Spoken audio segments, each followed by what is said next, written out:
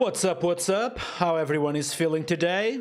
Welcome back to another live stream. Excited to see everyone. How everyone is doing today. Here is my mug, a new mug from Amsterdam, which is a cool one in my opinion. And I got this during Laracon EU, and I finally got the chance of trying it out. How you doing, Ducatan? Gover, welcome to live stream as well. CVTML, welcome. Transcode as well. Gover, how you doing? Ben James, how you doing, dude? Patrick, nice to see you. Augusto, welcome to live stream as well. Hinork, welcome to live stream. I'm happy to be back, by the way. Thanks for asking. What's up, Adrian? Nice to see you again. For those who were here yesterday, today we have a fun live stream, okay? I have something prepared for you all, okay? Not prepared, but I want to kind of find out with you. Let me just tweak the music a little bit, because this music is not relaxing for me. What do we have here? Some hip-hop perhaps? Some lo-fi hip-hop? Yeah, let's do that. Lo-fi hip-hop right here. Alright. There we go, a little bit better. I don't know if you guys can hear the music. I can, which is pretty cool. Here we go. Alright. Yeah, how everyone is doing today. I hope everyone is having a good week so far. I'm personally having an amazing week. As you guys may well know, we are going to have Laravel Cloud out in 2 weeks. So we are literally on the final preparations for get Laravel Cloud out. Yesterday we talked a bunch about Laravel Cloud and how Laravel Cloud will be launched in 2 weeks. So I'm excited about that. But yeah, today it was pretty much an entire day working on that without any meetings, which is pretty cool. And today I want to explore a little bit this topic we talked about yesterday.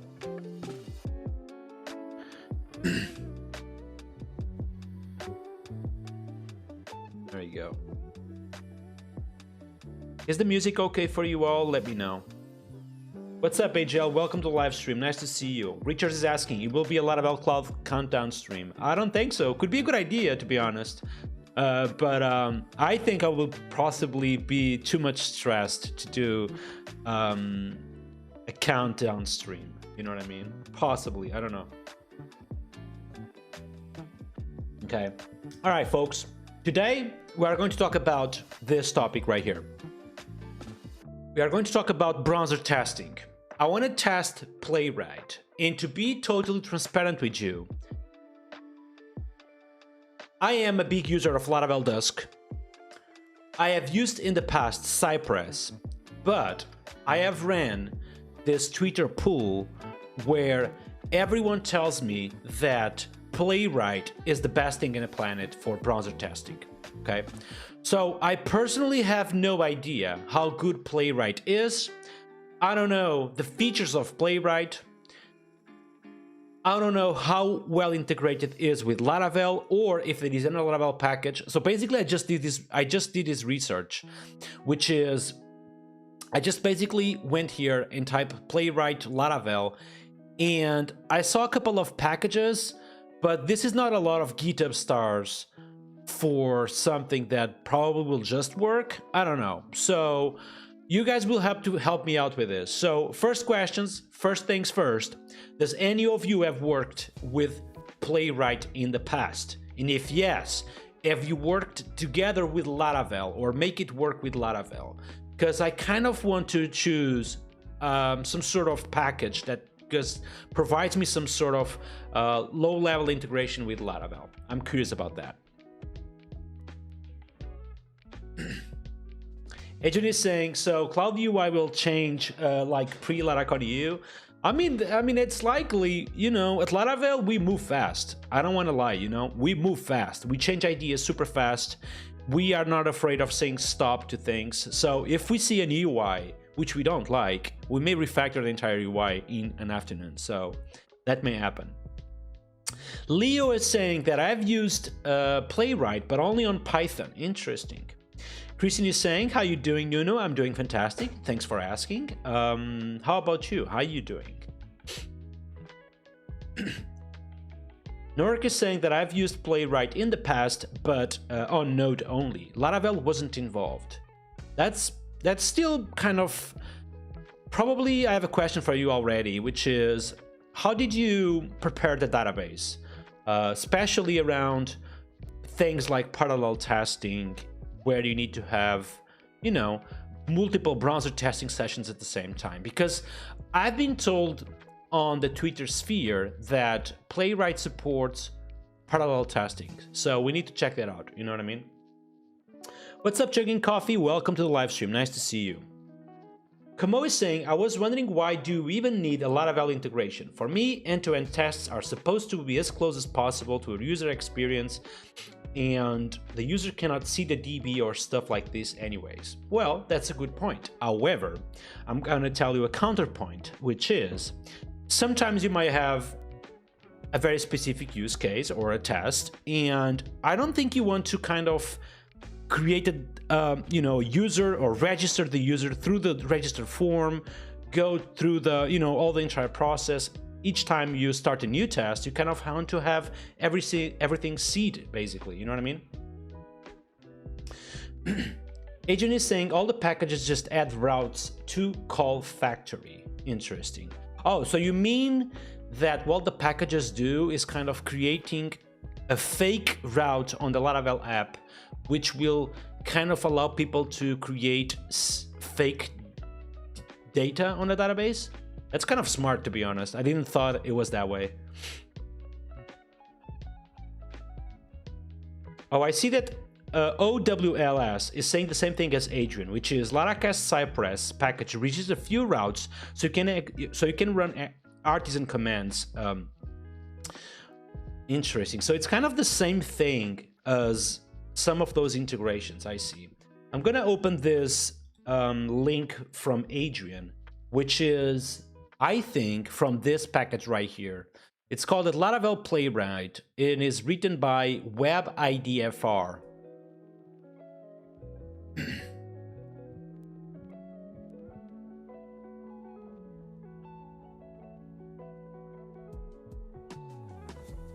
Oh, interesting. So what it does is kind of creating this fake routes to create, fake data on a DB. And I can log in, log out, just like that. This is kind of handy though, right? Interesting. Do you hate this pattern? Why is that? Can you see any other way of doing something like this?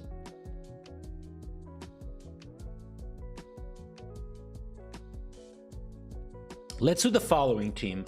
What do you guys think that we start this live stream by testing Playwright without any package? Okay, so literally installing Playwright on the way that the documentation suggests, and then we see if we need a package for this. What do you guys think about this?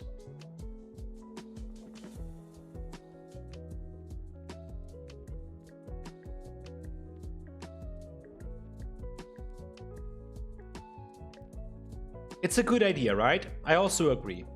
So let's maybe start by just, using the Playwright, just simple. Exactly, let's do it. Let's do it, folks. Let's do it all together. You guys know we do stuff together here on this live stream. We learn together. For those who don't know me, my name is Nuno Maduro. I'm a PHP and Laravel developer. I love everything in between those two stacks. I'm live streaming every single day at 9 p.m. I'm also publishing YouTube videos every single day at 1 p.m. By the way, did you guys saw my latest video on my YouTube channel? If you haven't checked, go to my YouTube channel, youtube.com Nuno Maduro, and basically I have published a YouTube video pretty much containing the Taylor Otwell's motivational speech at Laracon, but always, I try to come up with good content for my YouTube channel pretty much every day. Something funny about this clean code video right here, which I basically explain how I like to have my controllers, is that it had kind of good engagement, and I was thinking about not publishing this video to kind of make it available for my second channel, because I now have a second channel just for kind of low-level content. And I was thinking about publishing this video on my second channel. Thank God I didn't, because I actually got good traction. So sometimes the videos that I think will get good traction, like this one, for example, they don't. But this one, which is kind of super simple, created in 30 seconds, got kind of good traction, which is pretty cool. Anyways, let's get started on this. So I'm going to go to the Playwright .dev. I'm going to send you the website as well to you guys, so you guys can see in your site as well. There we go, there we go, there we go, there we go. So this is Playwright, and for those who don't know, end-to-end testing is kind of in the hierarchy of testing. Basically, you have things like unit testing, integration testing, feature testing, and we keep go higher on this hierarchy, let's say.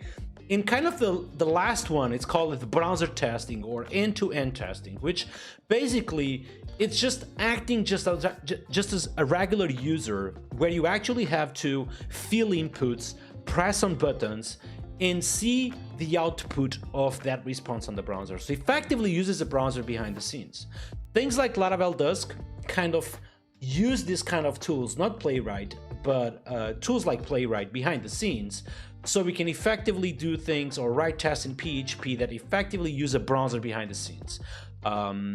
In this case, on Laravel Dusk, we actually use an headless browser, and you don't actually see the browser in your interface, but it's running behind the scenes. So I want to see what this Playwright allows me to do. Christian is saying, have you ever met or worked with Povilas Korup? Yes, I have met with Povilas. I actually spent a good time with him at Laracon EU. I can say that Povilas is a very good, I consider Povilas a friend, basically, because every time we go to Laracons, I'm always with him, pretty much every Laracon. So at least Laracon EU or also Laracon UK, he's always there, and we always have a good time together. Richard is saying that was a funny moment of Taylor getting scared of queue setup not working. Yeah, dude, that was scary as hell, dude. I can tell you that.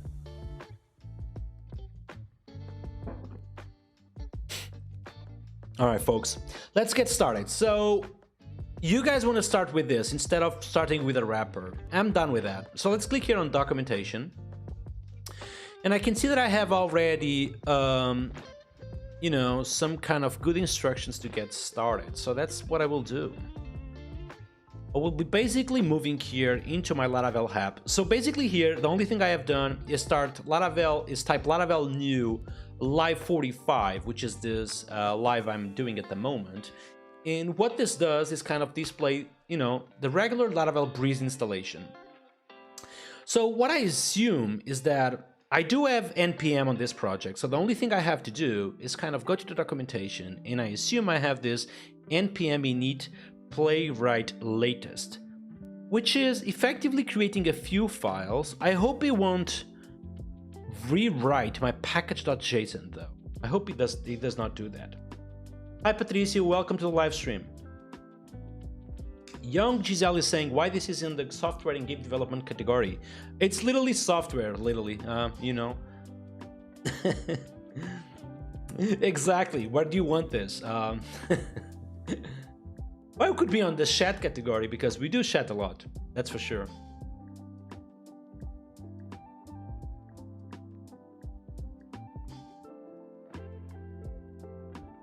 The browser I'm currently using Safari, But let's run this, okay? This is running npm init, so I'm not really sure if this will work in terms of creating these files, because I'm currently on the folder that already exists. But let's give this a try. So I'm going to type this and see how it goes.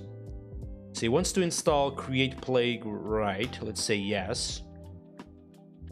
Do you want to use TypeScript or JavaScript? Let's select JavaScript for now. Where to put your end-to-end tests? Ooh, that's a good question. Yo, for those who are doing end-to-end tests in your Laravel app, where do you place this? Here is kind of suggesting to me that I use end-to-end with a 2 number. So let's do that. Let's just follow the suggestions that Playwright is suggesting to me, okay? Add GitHub Actions workflow. I'm gonna say no for now.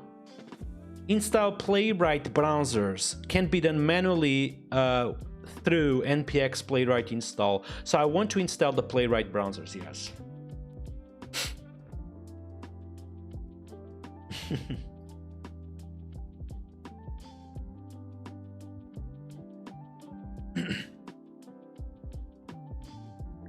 But hey, what are you guys building today? What are you guys doing this week?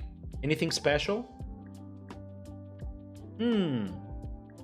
Okay, I can already see like Firefox, Chrome being installed, and a bunch of files being installed. Does any of these files got changed though? Ooh, package.json got changed. Why is that?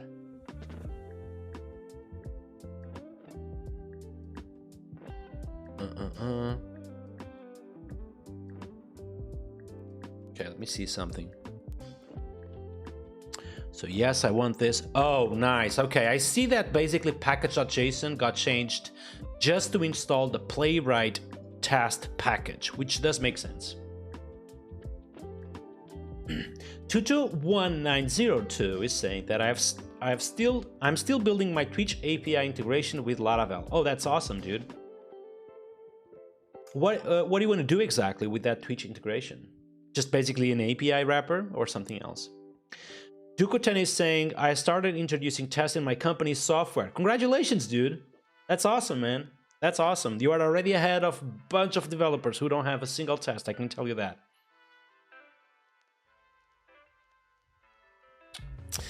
All right, so we have playground tests, we have type nodes, which I want this. We have also changes in my package json.log, which I will agree with everything, it seems. What is this? Yeah. And that's it. So that's not a lot of files though. I'm okay with that. What else do we have? So we have a playwright.config.js file. Ooh, already seeing this. This looks sexy, you know. Let's change our PHP Storm configuration, by the way. Because I know the font is a little bit too small, so I need to fix that. It wouldn't be a stream if I wouldn't change the font, would that? Oh my god. All right, font size. What do I want to do here? Possibly 26, perhaps? Yeah, 26. Let's make this big. There you go. A little bit better, right? Uproad is saying, I'm working on the package I told you on Claracon to have live eloquent queries on inertia. Ooh, that looks sexy, man. That's awesome.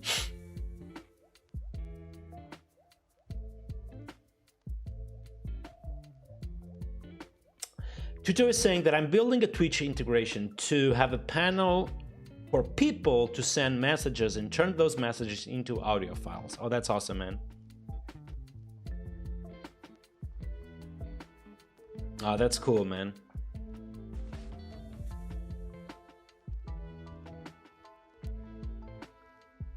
But yeah, so we have end-to-end tests being created on the end-to-end folder, and it seems as simple as this. It is a bunch of comments. I'm going to remove them all immediately. All right, there you go. So this is importing the test function, the expect function from Playwright test. Looks like vtest, to be honest. And then we do test as title. We asynchronously wait for the function because the page has to go to the playwright.dev and expect the page to have the title Playwright. Okay, how do I run this test though? Just type npx playwright test. Interesting. I would kind of expect though that I can just run npm run whatever. But let's try npx playwright tests.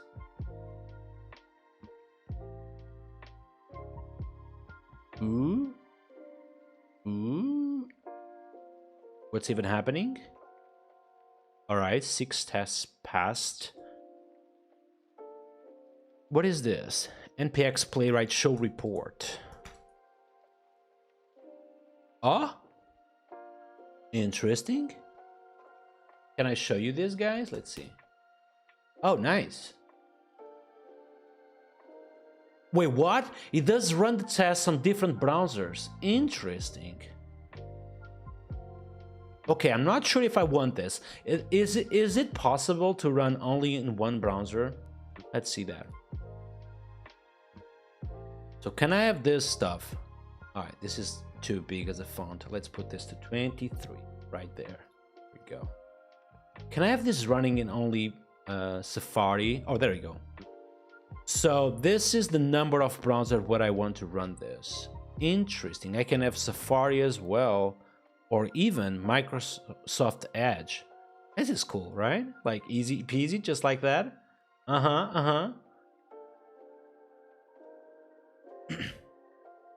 Hi Football, nice to see you. I'm doing fantastic. How you doing yourself? Nice to see you, man.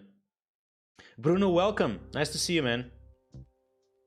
Search for the UI with Playwright --UI. What do you mean?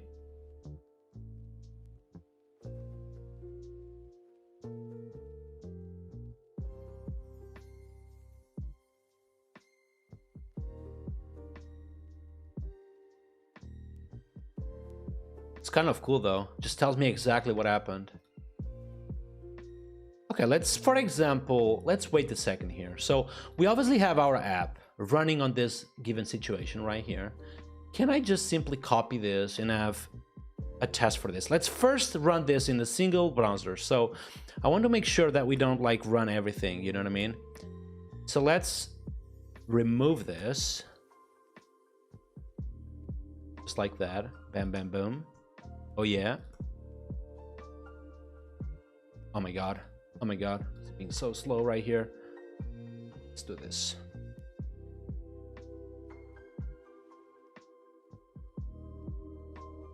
All right, awesome.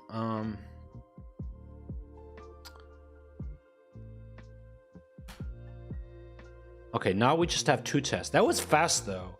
That was fast. Like literally in less than a second, it started the browser instance and run 2 tests. That was fast. Can I, for example, change the base URL? Ooh, that's cool. That's cool. That's cool. That's cool. Okay, so apparently they have a base URL option. So in theory, I can just do this. Okay, in theory. Okay,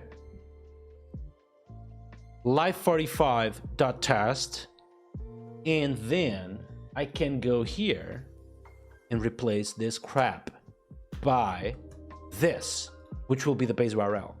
And the only thing I expect to see the dashboard. Will this work? Let's see. Ooh, they don't have to see. To contain, perhaps? Oh shit. I don't know. Oh, Sean, nice to see you, dude. Nice to see you here on the live stream, dude. Thank you for coming, man.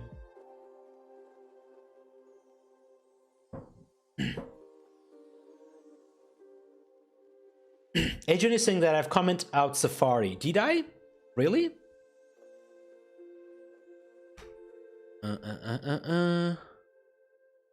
Where do you see Safari? So this is mobile Safari, by the way, not Safari itself.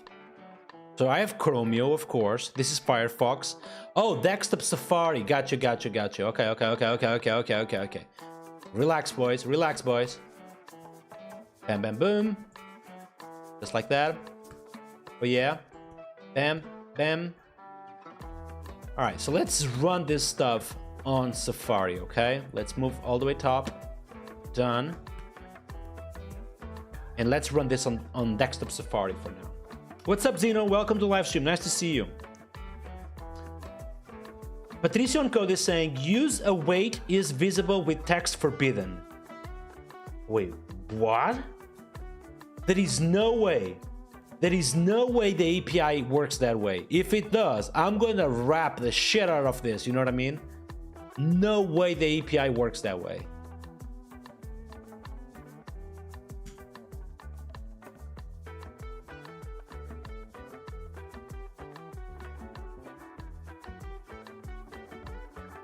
So this will be dashboard, for example. Wait, I don't have a dashboard, do I? I don't. Okay, so let's wait for Laracast, for example. This is the kind of stuff that I tell you guys. Like, people sometimes tell me that I just wrap packages. Like, how can I not wrap packages that have an API like this? You know, like, why would you do something like this? With a text equal as a string. Oh my God. Agizak is saying, can you enable Uh, can you enable playback on YouTube? Yeah, I can try that. Thank you, man. Oh, thank you, Sean, for saying that. What's up, AG Zach? Welcome to the live stream. Use env. What do you mean, Ben? Camus is saying that is a better way to do this, I'm sure. Yeah, I mean, I hope that is a better way of doing something like this, because otherwise, Jesus Christ, right? Anyway, wait page is visible text Laracasts. Let's then assert that we have Laracast offers, for example. So, actually, let's just do this, okay? Let's just do this. Do something really simple. Just has Laracast text, okay? Oh, I do need an expectation, right? I think I do, right? I don't know. Let's try this for now.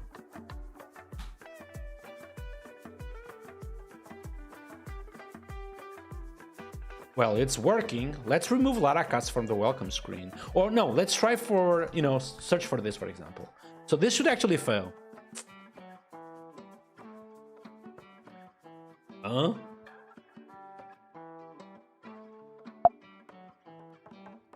Okay.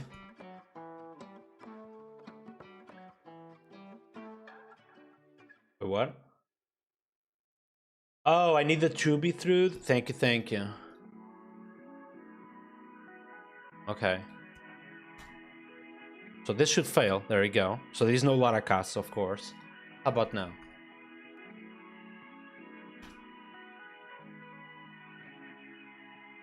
Also failing. Interesting. Anyways, for those who just arrived, my name is Nuno Maduro. I'm a PHP and Laravel developer. I love what I do. I love streaming. And today we are streaming, you know, as you may have guessed. And what we're doing is doing some browser testing and testing the solution, call it Playwright, okay?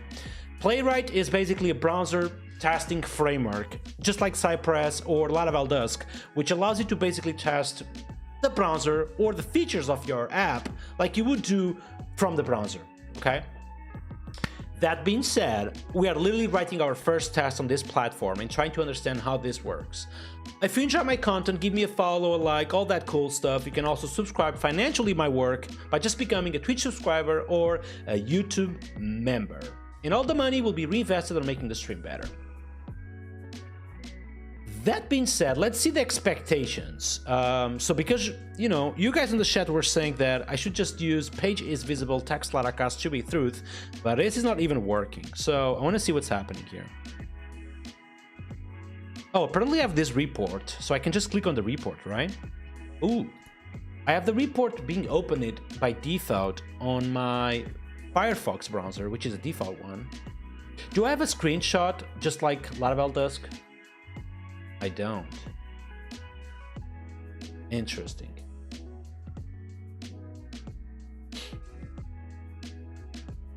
Okay, people on the chat are saying that I need to type expect before. All right, I'm gonna just copy the entire thing, okay, folks? There we go. All right, get by text is a little bit better, okay, folks? It's a little bit better. Let's run this. All right, it's literally failing. Some folks are saying run with --UI. Ooh. Can you guys see it? You guys cannot see it, right?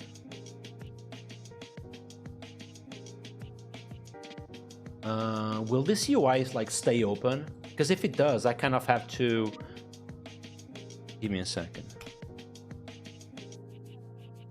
What is this? I know you guys cannot see. I know. Oh, this is so much better. All right, this UI is effectively much better. I need to share this with you guys, okay?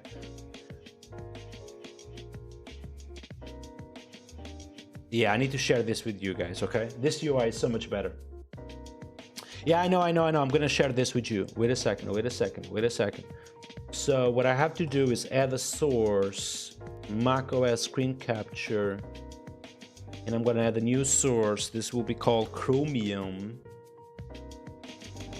And oh my god, you guys can see everything already. Application capture. I want to capture the Chromium and Chromium, let's go. And then I wanna transform, stretch to screen. You guys cannot still see it, right? Wait a second.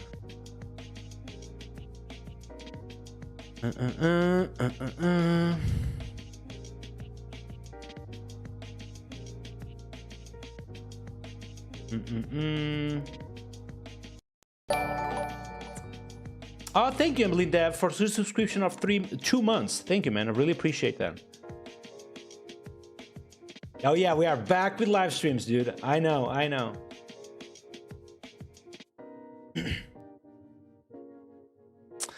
Okay, can I share this Chromium?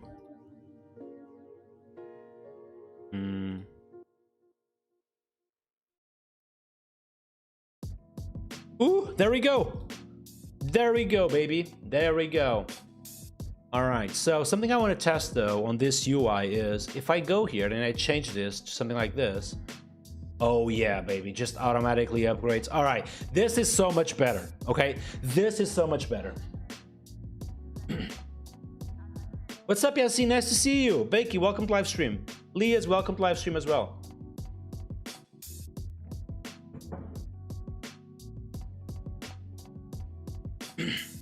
João, you are just posting commands. It's kind of difficult to know if I should just copy paste them or not. You know what I mean? Anyways, so we have this UI, which effectively is kind of cool because I can just come here and just type Laracas, for example, and I see that the test just upgraded automatically. I can click on play here to run the test suite, which will kind of run the test suite and show me the output, it seems. If I do this, we'll kind of discover Laracas right there. Do I see the outcome of this?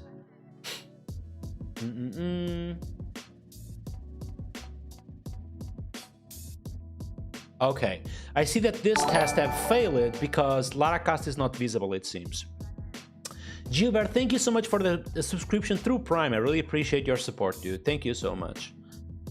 All right, so we don't have the text Laracas, but we do. Maybe the selector we are using needs to be a different one, like get by, well, it should be by text, right? Because text is effectively there. Let's try something else, like offers, for example. Let's try now. Now it's working. It's passing, it seems. Nice. Okay. This is cool, though. Okay, so if I do something like this, it will just fail. There we go. It takes a little bit more because the text is indeed not appearing. So probably waiting for a little bit of JavaScript for sure. Nice, nice, nice, nice. Camus is saying, try get by title. Let's do that. So get by title and type Laracas. Undeniably, the Laracas text is right there. So I would expect just to work, you know what I mean? So, I don't know. Yeah, it's not working already because more than 5 seconds have passed. You know? If I do Laracas and do get by text, is this working? It is not working. It is failing fast, so it's kind of detecting that we have Laracas, but it doesn't seem to be visible, which is kind of weird. Okay, Elias is saying try to contain text. Okay.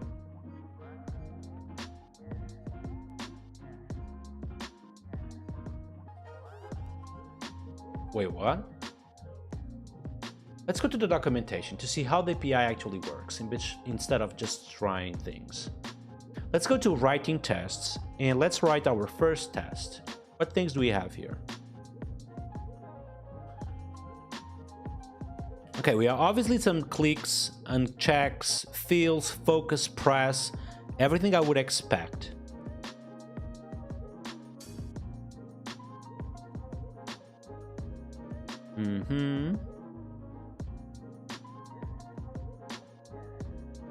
What is this little thing right here, though?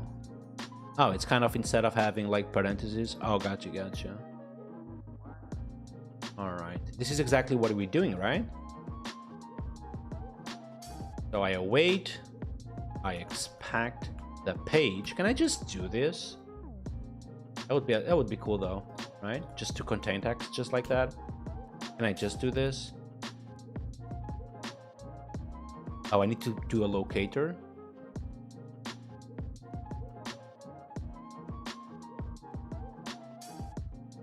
Oh.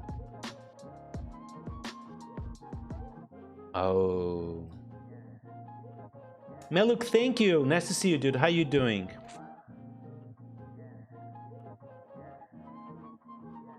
Adrian is saying, try this little snapshot. Let's do that. Like this.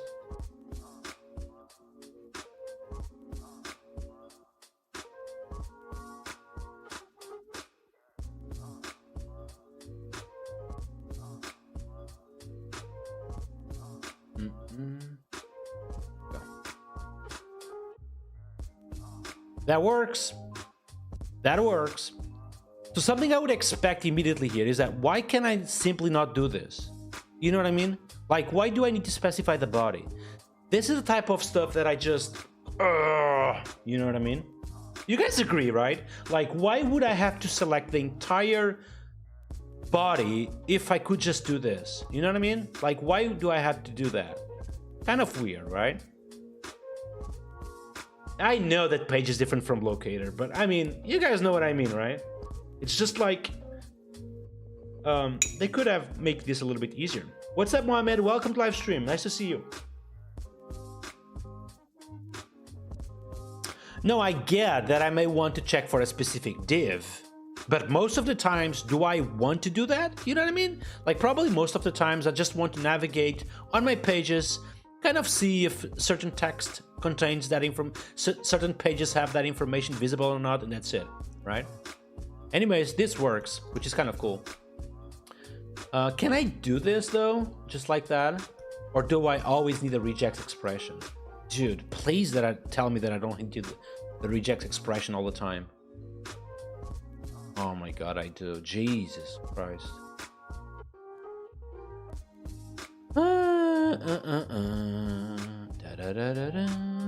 Alright, it's working, which is cool. What else do we have on this stuff? Let's go here to documentation, writing tests.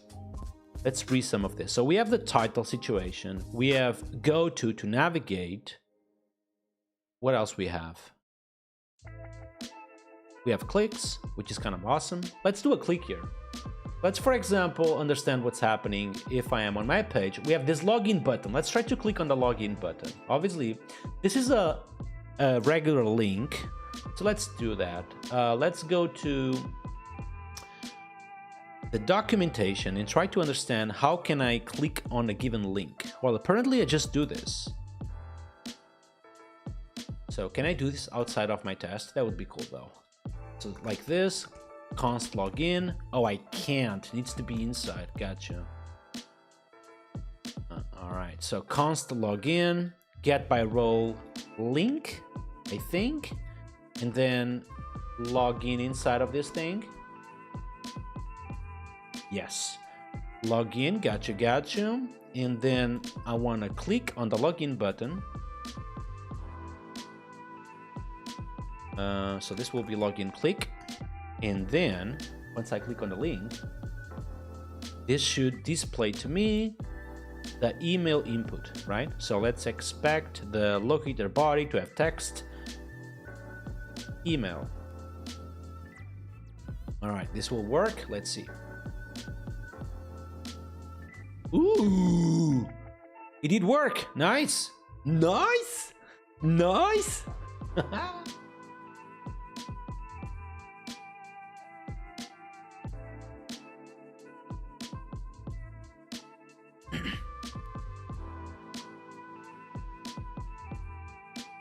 Hey Renato, welcome to the live stream. Nice to see you. Leons is saying, I'm sure that to contain text, it works without complications. Really? You mean this one? To contain text? Let's see. I don't think it does. Well, let's try to run this. Well, it doesn't. As you can, well, it seems that I need to put always a locator, basically. You know, I mean, I assume I can just extract this to, you know, some sort of function like body, which will be, you know, something like this. Which is, you know, still annoying in my opinion. Probably do something like this, but do I want to do something like this? I'm not sure, you know what I mean? Yeah, this works, but yeah.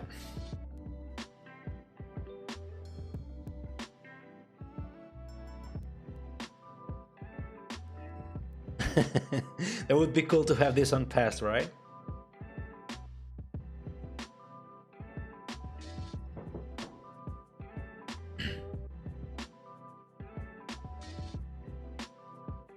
What do you mean, Lucas, about DHH making a publication about testing failing?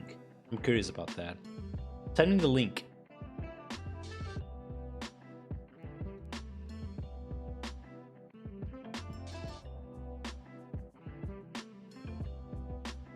Yeah, so to be honest, I do think the API from Laravel Dusk is kind of perfect. You know, if I were to have a PHP test for this, I think the way I would like to this is basically browse to this place, for example, click on, you know, on login, for example, or click. This is like the perfect API for me. Click on login in a cert-C email. This is like how I would write this entire test on top, basically, you know, using PHP, I mean.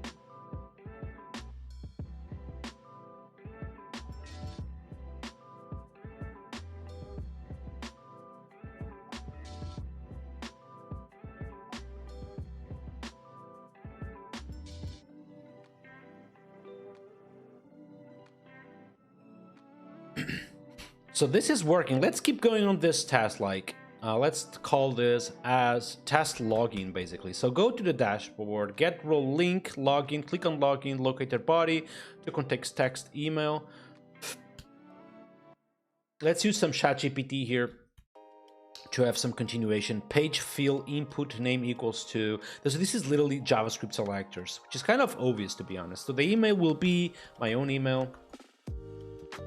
And I also want to fill the password with my own password, which is my own email as well. And finally, I click on submit.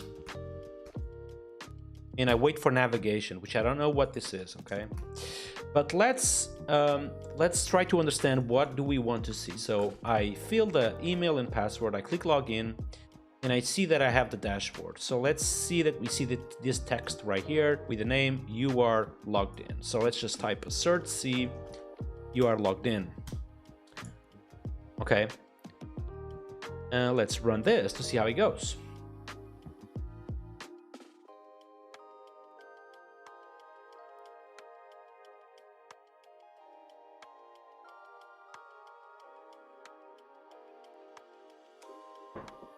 It's been slow, so probably already failing.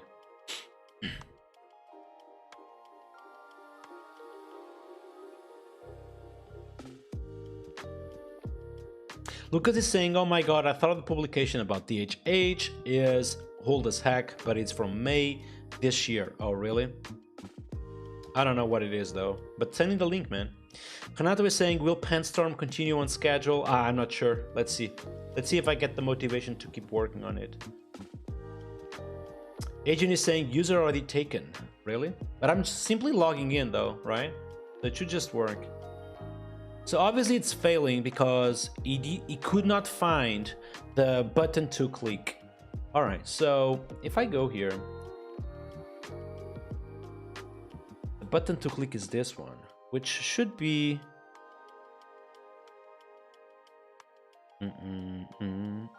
Oh, indeed, it's missing the type submit. That's why it's not working. Can I locate by text, for example? Well, undeniably should have the button submit. Otherwise, yeah, probably should do this. Let's fix that.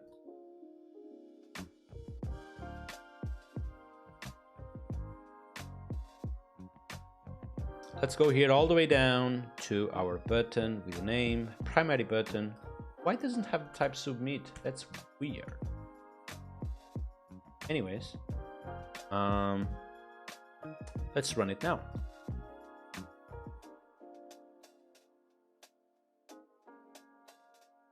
Oh, I need to recompile my assets. I'm gonna open a new terminal right here and just type npm run dev. So I have this my assets like with, you know, just reloading automatically. Oh my god, that was fast, dude. It's less than a second. Jesus Christ. It's 1 second dot 4 for 400 milliseconds. That's fast though.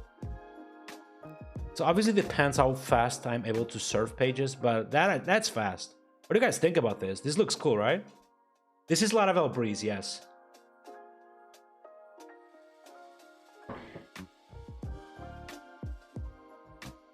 So that's fast. I'm curious about what happens if I have multiple tests. So let's call this, for example, my login spec.js, okay?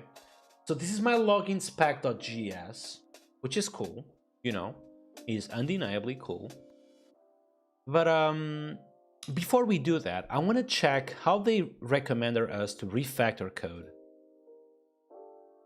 Do we have anything on that?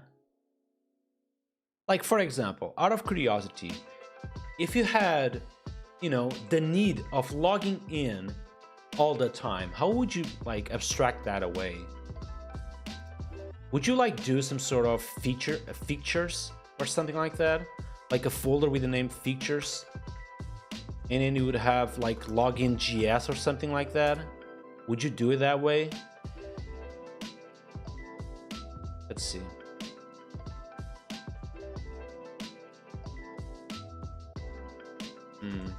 ChatGPT like suggesting me a bunch. There we go. All right, cool. Let's do this to see how it goes. So I'm gonna go here and just copy this entire deal. All right, so then here I can just potentially just use import login from Fixtures, and I can simply do this, I assume. There we go. Oh, I need the await, of course. Nice. Okay, will this work?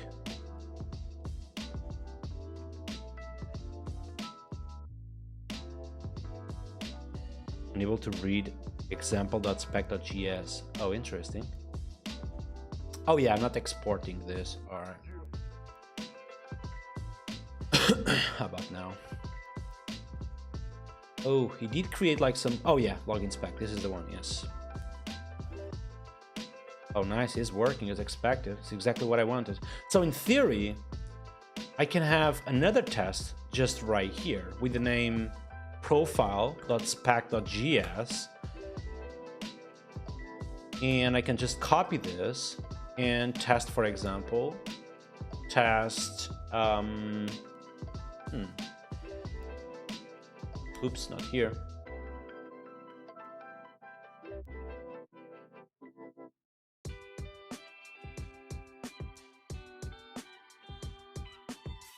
Let's test, for example, that I can see the profile information. Do I have an eat function on this stuff? Fuck yeah. Heat has profile details, for example. Okay. So then I can just simply use the login just like that. There we go. And then I click on text profile. That's what I want to do? Maybe not, right? I want to click... Ooh, I don't know if profile is even visible when I go out.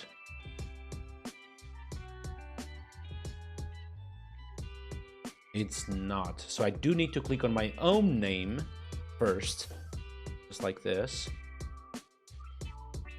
And then click on profile. Agent is saying click on features in the documentation. Interesting.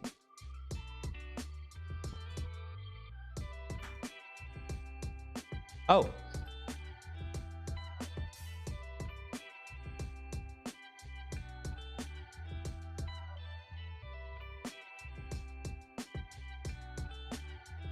What is this?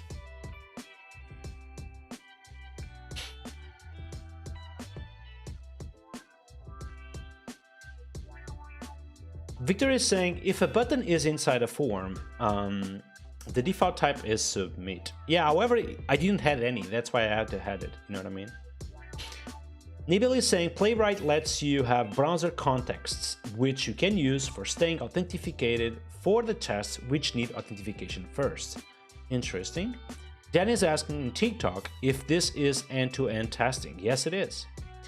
Eddie is asking, what is the difference between Playwright and Dusk? Well, that's what I'm trying to figure it out. I do think that, in hindsight, that Playwright is less flaky and also does have support for parallel testing. This is something I want to test, by the way.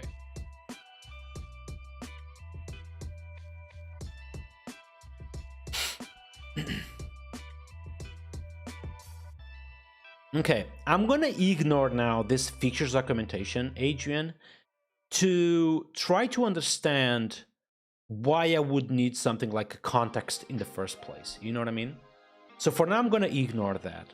I do understand that I may need that, but for now, I'm gonna ignore it, okay? So let's continue with the has profile details. So I log in my user, and then I click on my own name. And finally, I expect the body to have the text profile details. Will this work? I guess we're going to find out real soon.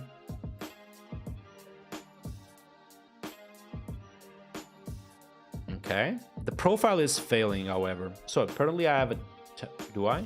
I don't, yeah, let's just run it. Wait, what?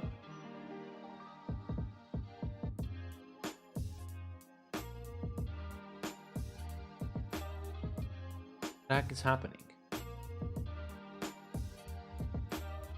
I have login and profile. Yeah, that's good.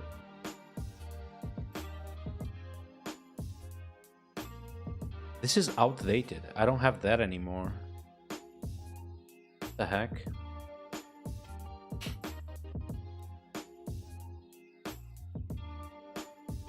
Wait, they don't have the it? Oh my. They don't just have text. Okay.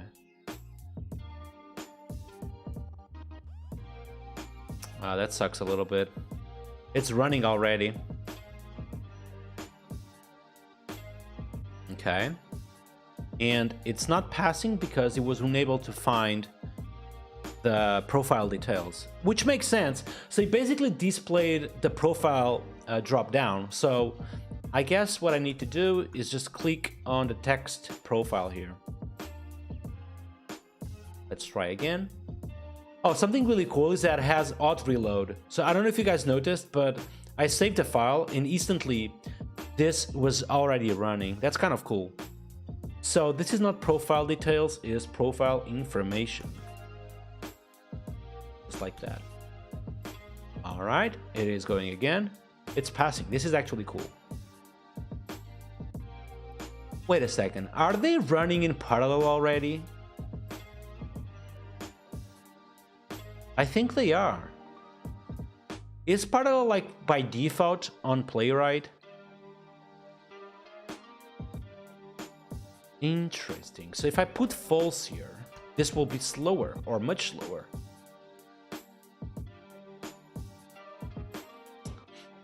Football is saying, I think so. Interesting.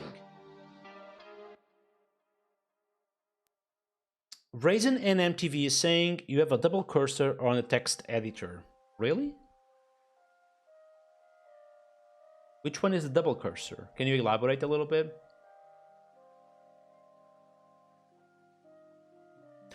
Oh!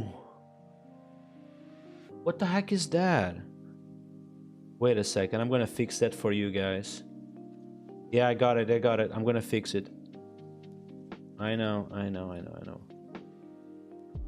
All right.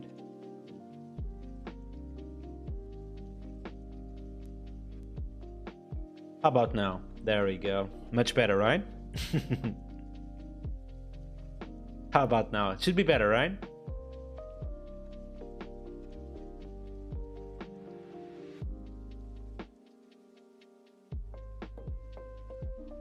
Yeah, basically I I don't know if you guys have used something like OBS in the past or Streamlabs, But they have this concept of layers, which I actually like, because you can literally decide what you want to share with your viewers.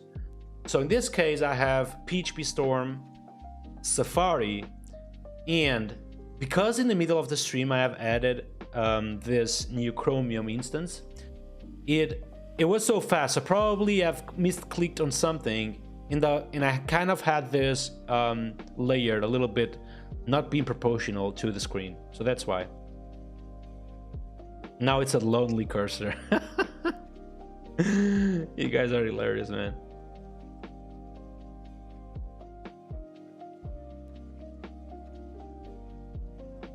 But I must tell you, I'm enjoying this UI. You know what I mean? This small UI is actually kind of cool. You know what I mean? Things seems also to be in parallel by default, which is kind of cool. So we have parallel testing by default. This is actually cool, right? Dude, I can already see how I will build a wrapper around this. Like, Jesus Christ, like immediately just jumping into it. Oh my God. This will be so easy, like building a wrapper around this, like literally. What we are going to do, very likely, is have this hidden folder with the name .end2end or whatever, which will not be versioned, you know what I mean? And I'm going to generate these files on the fly, basically, depending of the PHP input on the browser, you know? You guys want me to do a wrapper on stream?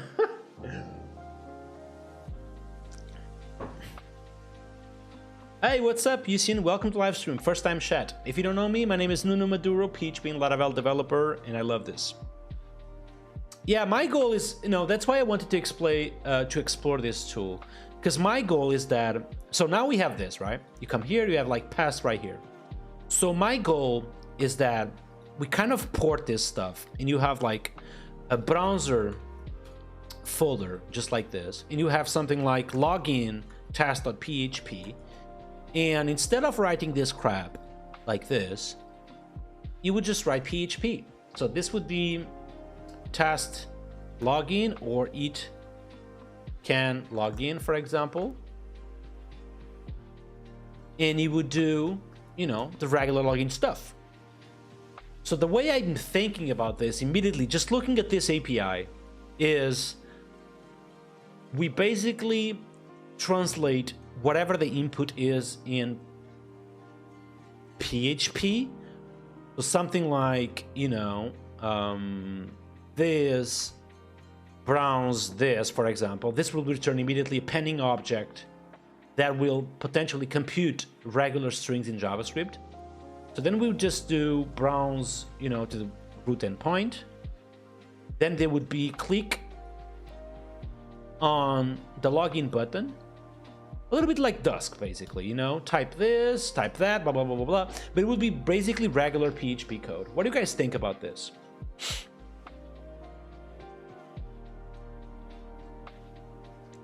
Best 4 bill on stream. Yeah, I think it's a good idea. Oh, Ghostar, nice to see you, man. How you doing? Yeah, I'm also happy to be back, man. Finally, you know.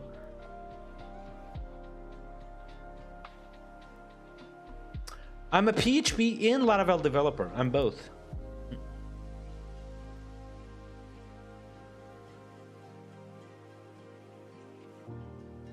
But yeah, I think it's very likely that if this tool is good enough, I think I may end up building a wrapper around it. You know what I mean?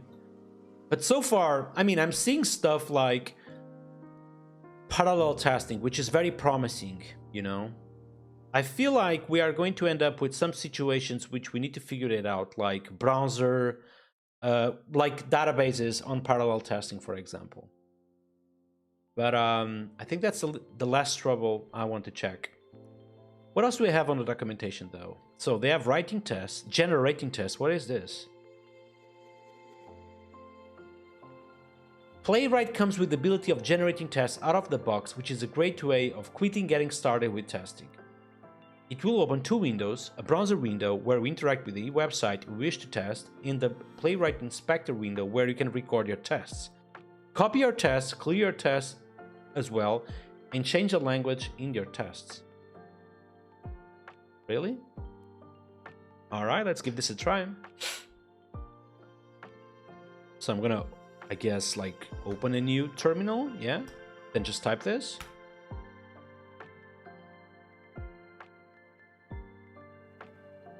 Okay, you guys probably can't see shit, right? Can you guys see anything right now?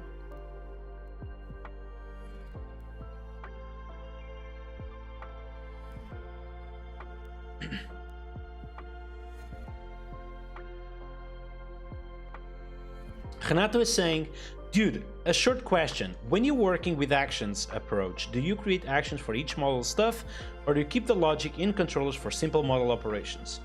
I never use controllers for logic, basically. Everything is wrapped within actions. At least on Laravel Cloud, that's what I'm doing. Okay, you guys can see this? All right, let's see what this is about, right? So my guess is that I have to open, you know, my own website on this stuff. That would be this. Okay. So go to, okay, that's cool. Click on login. Wait, what?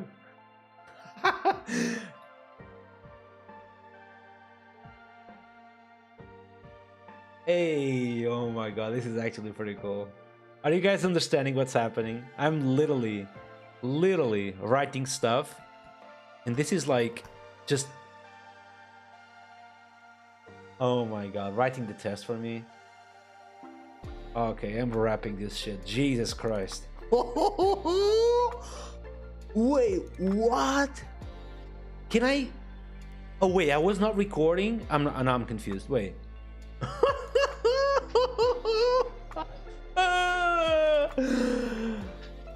Wait, what?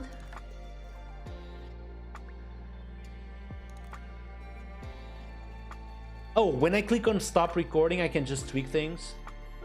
Well, how can I edit this though? Can I edit this? I can't. All right, that sucks a little bit. Maybe I can. No. All right, this is actually quite cool. Okay, this is actually quite cool. Wait, what? How can I just edit this though and remove stuff from here?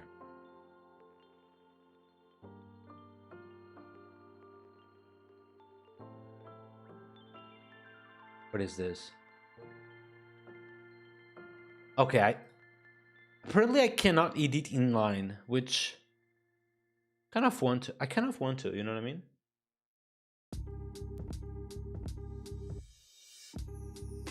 All right, let's keep going. Let's keep recording, basically. All right, can I start from scratch?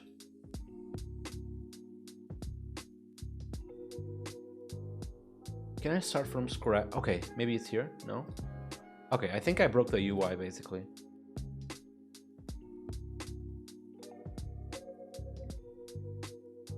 Do I need to start from scratch? This is annoying, though. What is this? Okay, these buttons do not work, so I don't know what they do. This button doesn't work either, so I don't know what's happening.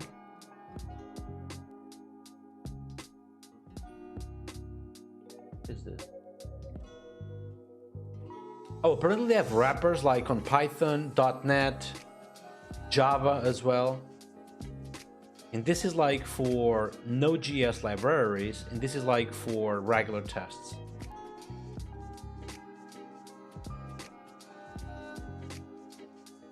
Lucas is saying right side of the select combo box.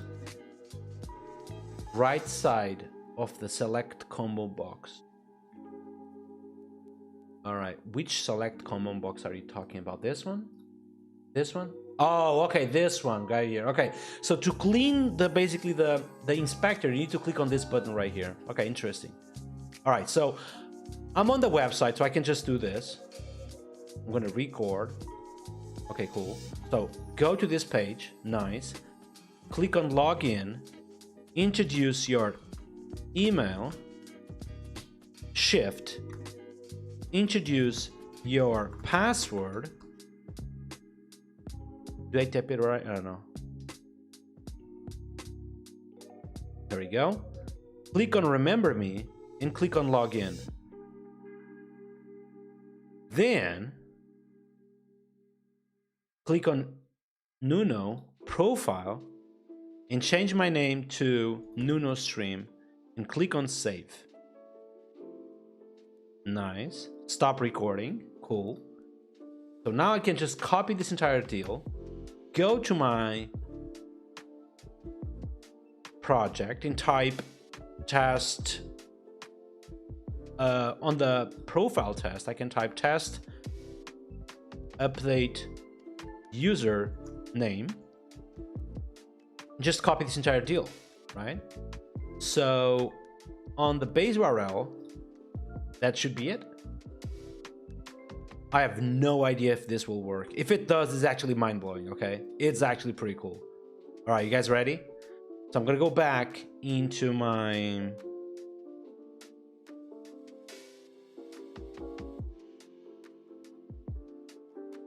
Okay, I'm gonna close this, open again this UI tool. All right, it's open, and I'm gonna run this one, which is the one we just created.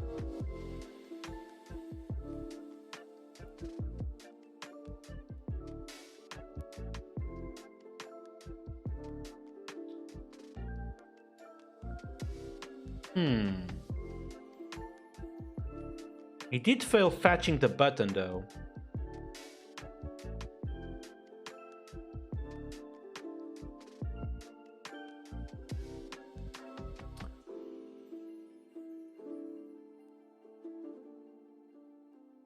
Oh, I think I know why. Because this needs to wait a little bit before the dashboard, right? So here we do need to wait a little bit for the page to appear, I think. Like right here. And likewise, if I am on the profile, here I will need to wait a little bit as well for the text profile information, I think. Okay, how about now?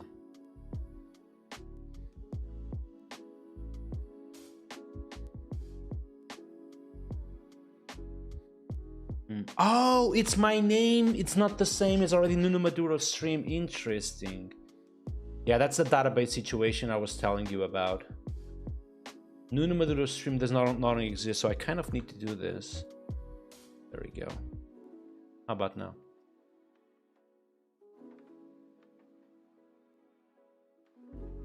It's already Nuno Stream again. All right, I need to check this out. Yeah, the data is persisted. That sucks a little bit, right? It's a situation about the database we need to talk about. But undeniably, that test generator is kind of cool. What do you guys think about that, by the way?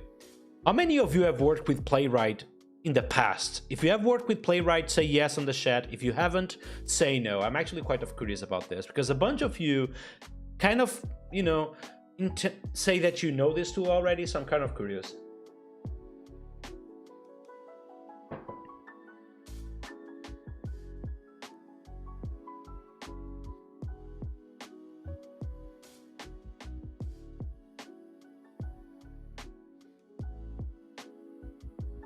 Right, so I see a couple of yeses, a couple of no's. Interesting.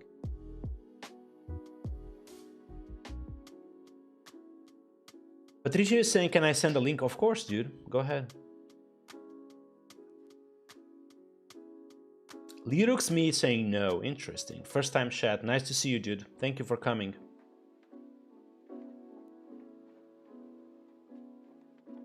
Football Mania is saying, I have done some Q&As with my team, but not for me, although sometimes I had to fix the pipeline and have a look. Interesting. Camus is saying I'm using it at work. Patricio is sharing with me a link, which I think this link is literally the Laravel integration we were talking about. Let me just check. Yes, it is. Okay, basically this is Laravel integration, and I was wondering if they do reset the password when this happens. Reset the database, I mean.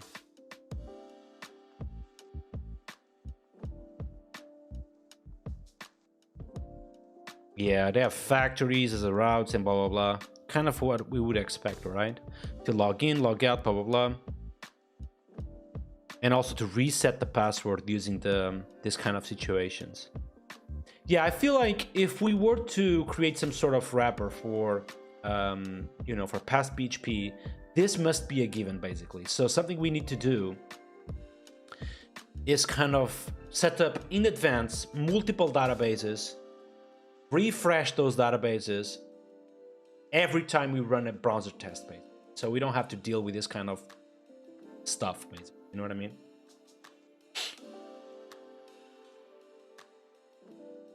So he actually updated the name. The problem is that the name is persisted, so I cannot use, for example, stuff like this, you know?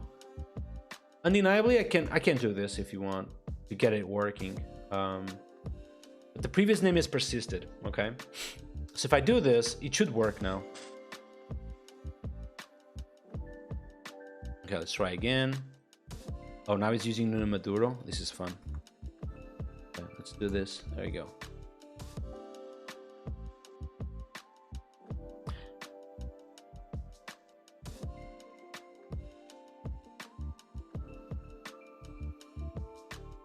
There we go. You see? It's literally passing. So all the tests we got from the UI, it's almost good. However, the problem is that when the test is finished, the given information is persisted for the next test because we are using always the same database for this. You know what I mean? It's kind of cool though. You know, everything we have seen so far is actually pretty cool, in my opinion.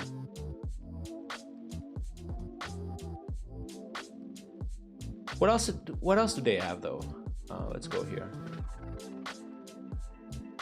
So parallel testing by default, they have this UI to generate tests, which probably won't work if we are going to do some wrapper around this, right? But what else do they have? Emulation, what is this? Oh, to work on different devices.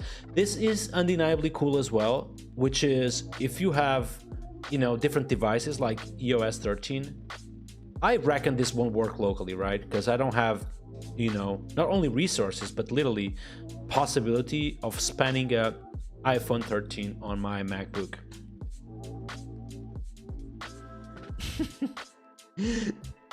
What do you guys think? It could be interesting building a wrapper around this. I mean, I can do it, you know. I mean, I have to build something for Laracon US. This being one of those things for sure.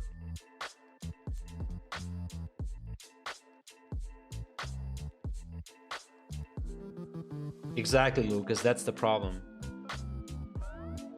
It could be nice for sure. So the way I was thinking, in my opinion, at least for a POC, you guys need to remember, building a POC is the most important. It's something like this, okay? So we are going to probably create like this very general pending browser test, okay? Which will be a simple class with the name pending browser test, just like that. And what this will do is have a bunch of methods, one of them being browse, for example. And this browse deal, what we'll do is kind of stack a bunch of those calls. So this will have some sort of array with operations, just like this.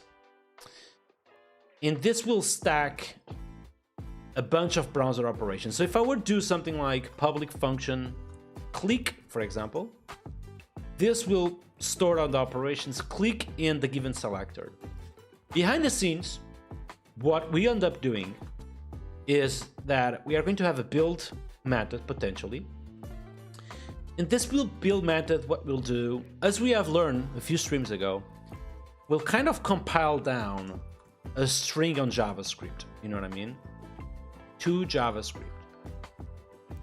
And we grab this contents and we just put all this contents in a .spec.js. And finally, we use the Symfony process to kind of run this through Node, very likely to be through this thing, asking for a JSON output, okay?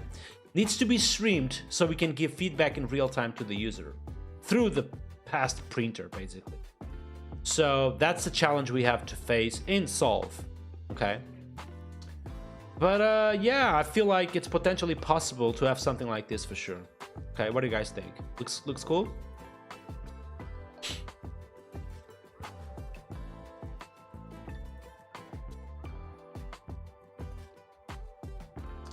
Raisin NMTV is asking how those multi-device works with a UI. That's a great question. We can check it out. Let's see. Let's go here into our playwright.config.js. Instead of running this on the WebKit, by the way, we noticed that I can literally just uncomment Firefox and put Firefox here. And now I have my test suite running on both WebKit and Firefox. So if I do this, I expect to have this entire stuff running in both WebKit and Firefox. Do I need to restart my Playwright? I probably do, right? Yeah. But now in theory I have literally Playwright running on different browsers. What happens if I do just this? Exactly, 6 tests. So here I have 2 devices, Firefox and WebKit. And if I simply do this, I just have 3 tests. There we go. Because I have, you know, 1 less browser to run my tests on. Let's do this and see how many devices can we use. Because it's kind of fancy. You have an UI which is tested on different devices. And the way I was thinking is that I think, for example, if I run this on mobile Safari, will this even work? Let's see. Let's give this a try.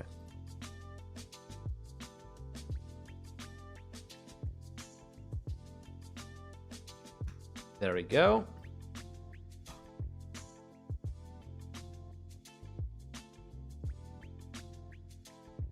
Okay, it's doing something. I don't know what he's doing at the moment. I hope it's not spanning, like, literally. Do you guys know what's happening here? It's like literally frozen at the moment. Hi, Pig and Flow. Welcome to the live stream. Mitri, welcome live stream as well. Nice to see you, man. Pancake is saying, hey, man, I really hope you enjoyed LaraCon in Amsterdam. I did, man. That was awesome. Thank you. Lucas is saying, pretty cool project. I agree with you.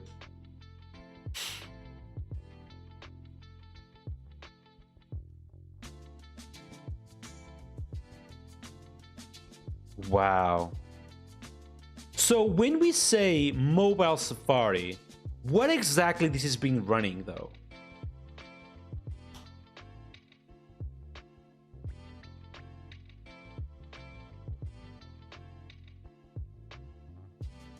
Okay, so the UI seems to be running only on WebKit, and that's it. Literally only on WebKit. However, this little thing right here seems to be running my tests not only on the WebKit through Safari, but also on the mobile Safari.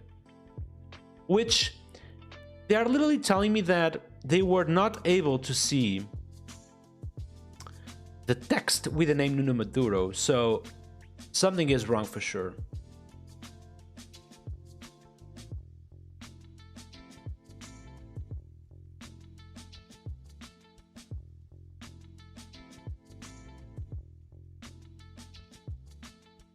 Agent is saying it's most likely because of the layout being responsive. Oh, you think that's because that's partly the reason why we don't see some of those clicks basically on the UI? Probably, yeah. Raisin and MTV is saying, can you comment WebKit? Yeah, let's do that.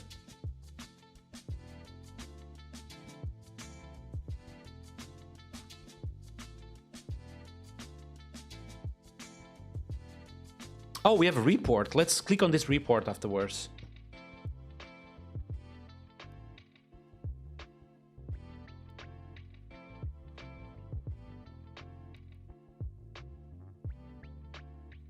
This looks cool though, you know? Kind of all these options in not being inconsistent like Laravel Dusk is sometimes. It's not the problem of Dusk itself, it's literally the API uses underlined behind the scenes, you know? Like the engine. Okay, let's click on this HTML report. So I'm gonna, you know, just copy this deal and open on my Safari. Yeah, so the login page is working, but it's unable to see the button Nuno Maduro. And it's just like Adrian is saying, probably because he cannot see the text, you know? It kind of sucks we don't have screenshots to understand why it was not able to see my own name as a text, you know? Yeah, well, I'm using Playwright for free, so I think it's literally free.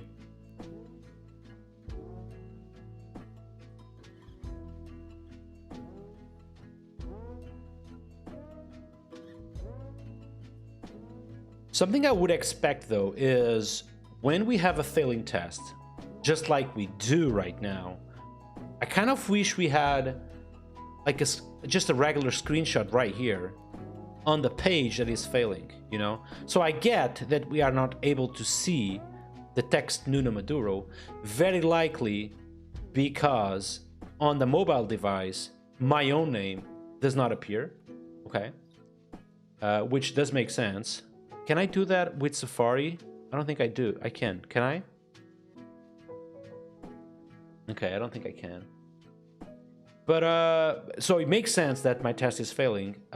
Undeniably, it would be cool to have a screenshot, like literally right there.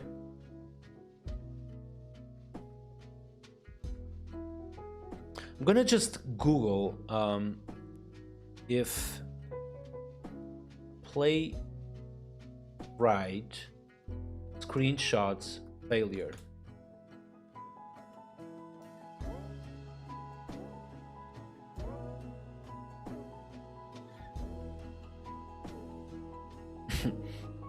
Take a screenshot yourself. Hilarious. All right, this is the type of stuff that if we are going to do a wrapper around this, having a screenshot is a given. Okay, you guys are going to have screenshots for sure. Let's copy paste this though. Okay. Hilarious. Let's go here into our failing test, which is at profilespec.js. So the one failing is it has profile details, but also update username, which is the entire thing. So I'm gonna just copy paste on top, test after each, receive the page, check if the test status is the given one. And if it's not, just write a screenshot of the current page to failure.png. Okay, so let's see how it goes. I'm gonna do this. And I kind of expect to have a screenshot appearing right here on the left. Exactly, literally, have a screenshot on failure always. I think it's what Laravel Dusk does, by the way.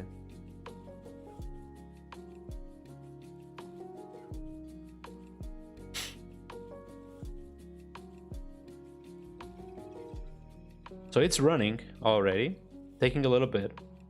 All right. So do we have a failure.png?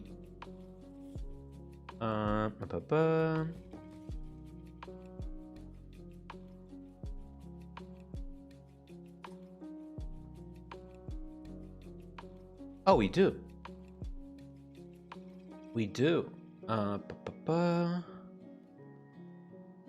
So is at test results profile failure.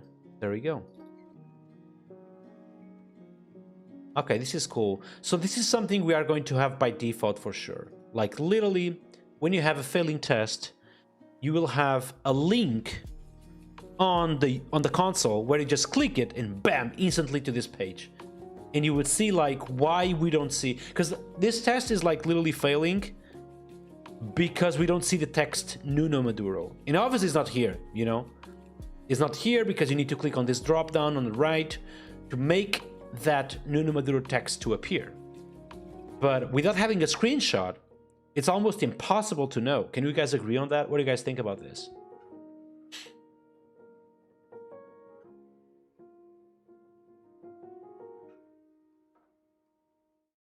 Yeah, it makes the test slow. You mean take the screenshots? I think it's fine, right? I don't think it would make the test slow. Andrew is saying lower the 30 seconds timeout on running test. Where do I do that though? Playwright config.js. Do I have a timeout here somewhere? 30 seconds. I don't know. Maybe here. Oh yeah. So let's put this into... Honestly, 5 seconds is already enough. So 1 through 3, 4, 5. Bam, done. All right, much better, right? Much better. So it's failing because I don't see Nuno Maduro. Makes sense. Pig and Flow is asking, is there a command that can read HTML instead of the rendered page? What do you mean exactly? Can you elaborate, Pig and Flow? Sorry, man, I'm a little bit slow today.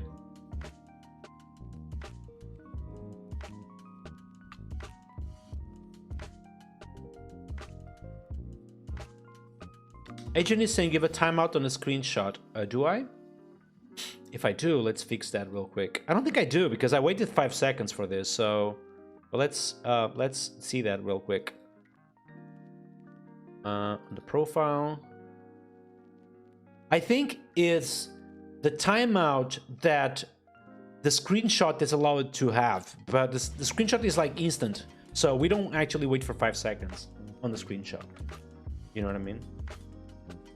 All right, there is one last thing I want to do with this framework to see if it's like worthy enough of being included on something like Pest, which is regression, like testing regressions on UIs. So I want to see if I'm able to do a screenshot and then compare that screenshot with the last time it run, you know, literally like snapshot testing, to be honest. Snapshot testing, but like with real UIs, okay?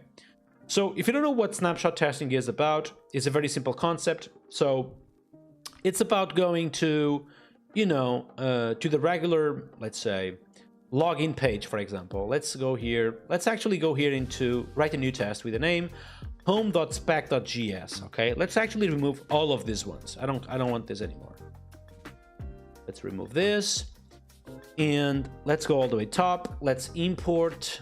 What do I want to import? I want to import the test and what was the call that thing? 1 second here.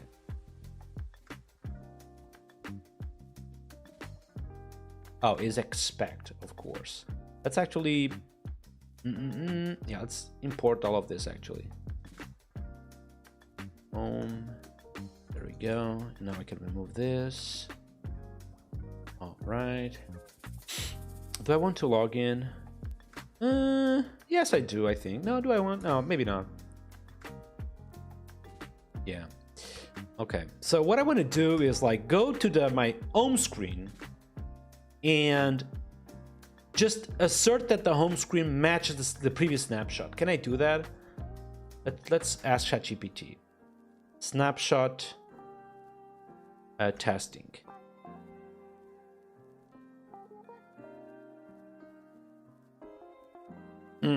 That would be too good. If it works this way, it would be too good though.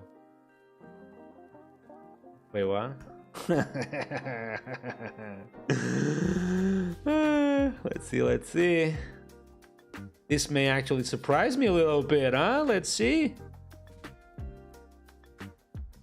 That would be too good though.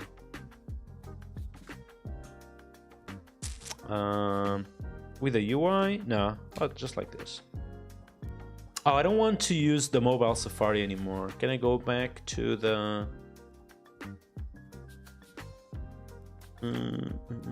WebKit? Yes, sir.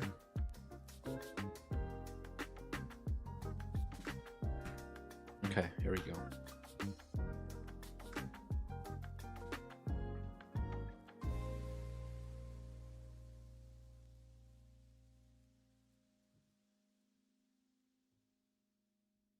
Pick and Flow is saying testing a rent against raw HTML.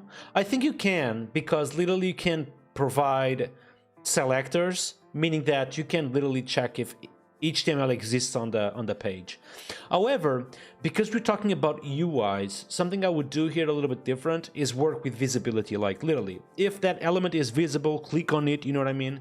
Because this is like more like what a regular human sees, you know what I mean? Soken guy is asking, Nuno, is Laravel Cloud going to be serverless? I thought it can be scaled horizontally and vertically, or I'm confusing things. So Laravel Cloud is web instances are not serverless, but you can still scale vertically and horizontally.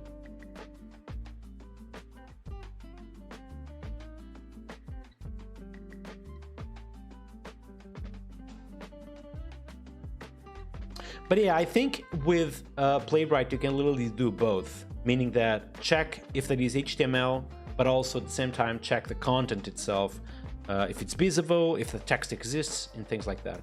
Okay. All right. So apparently so they do have snapshot testing apparently. So on this home.spec.js, I have this. It has a home page, and I go to the default home page. I take a snapshot of the inner HTML body, and I check if the snapshot matches the given snapshot. And what it's telling me is that the first time you run, you wrote the actual snapshot. So this makes sense, is the first run. How about the second one? Let's just save this, run npx playwright text. And it seems to be failing again, or kind of they are being rewritten all the time. This is confusing though. Oh, it's saving it as plain text? Alright, this is confusing. I thought it would take like a... Oh, it's taking a snapshot of the actual HTML content. Interesting. Let's go here and search for snapshots. There we go.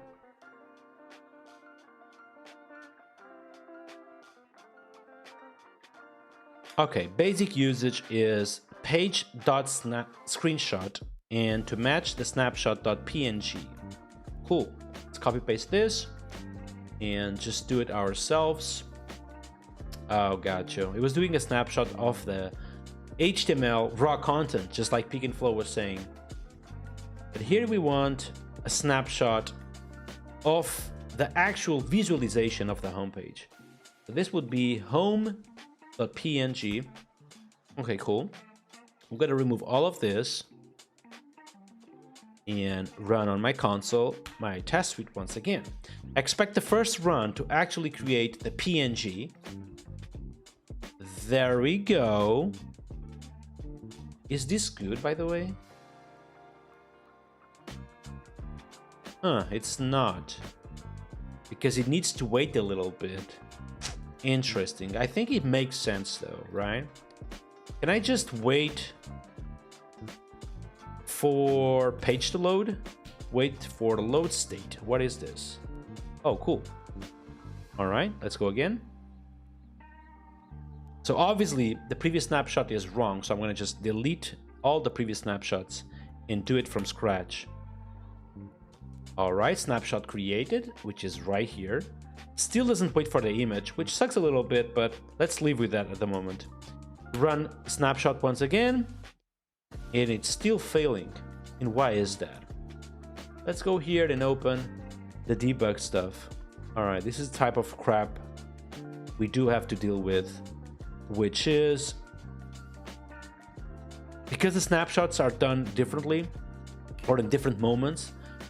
Actually, these small differences, pixel-wise differences. How can we address this though? Let's go to the documentation to see what they have told to us. There we go, max diff in pixels. Interesting. Football Maniac is saying, isn't Laravel Cloud a wrapper on AWS? What is not the wrapper of AWS these days? They have everything, so it's kind of difficult, you know what I mean? We are kind of using AWS every single day on everything at the moment.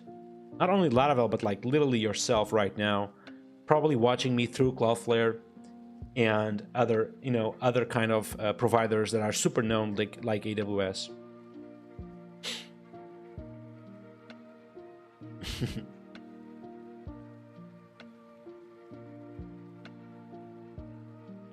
Lucas is saying, can it have an if statement?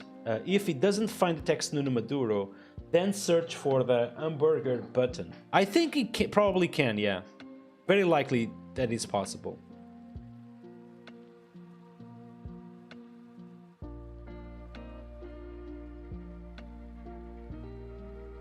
So apparently for screenshot testing, we have this max diff pixels, which I was trying to avoid this kind of stuff because this is what makes like a test suite a little bit flaky. Is now is 27, but it will tomorrow will be 28. You know what I mean? Interesting. Like I was wondering if we can avoid this. Oh, thank you so much for saying that. Ilalem is saying, thanks for the streams, I really enjoy a lot. Thank you so much, dude, for being there. Thank you. Football Maniac is saying, AWS console is a nightmare. Dude, I know, man. AWS console is the worst thing in the planet. You know, I don't even know how they have such a bad console. So for those who don't work with AWS is this huge platform that provides services for literally everything. You know, you can have servers there, you can have databases, you can have pretty much everything today, you know what I mean? And they have a dashboard, which everyone calls that AWS console, and it's the worst UI in the planet. Okay, let me just Google that for you. AWS console dashboard. Okay, if I click on images, this is the kind of crap we have to deal with. You know what I mean?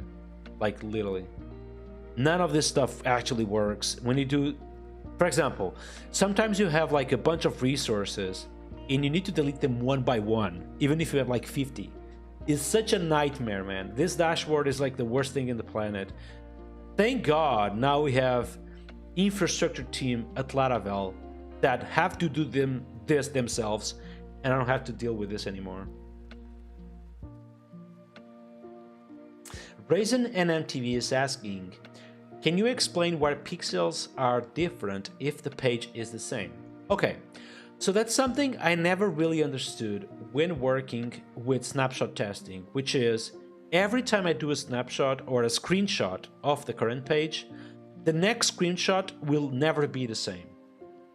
What do I know at the moment is that it just has to be related with the way browsers render stuff, you know what I mean? And pixel-wise, you will end up with very, very small differences, which undeniably put text on different pixels on the screen. So here, for example, this text right here, it says Laracasts, but it's displayed differently depending on the given screenshot. That's confusing, you know what I mean?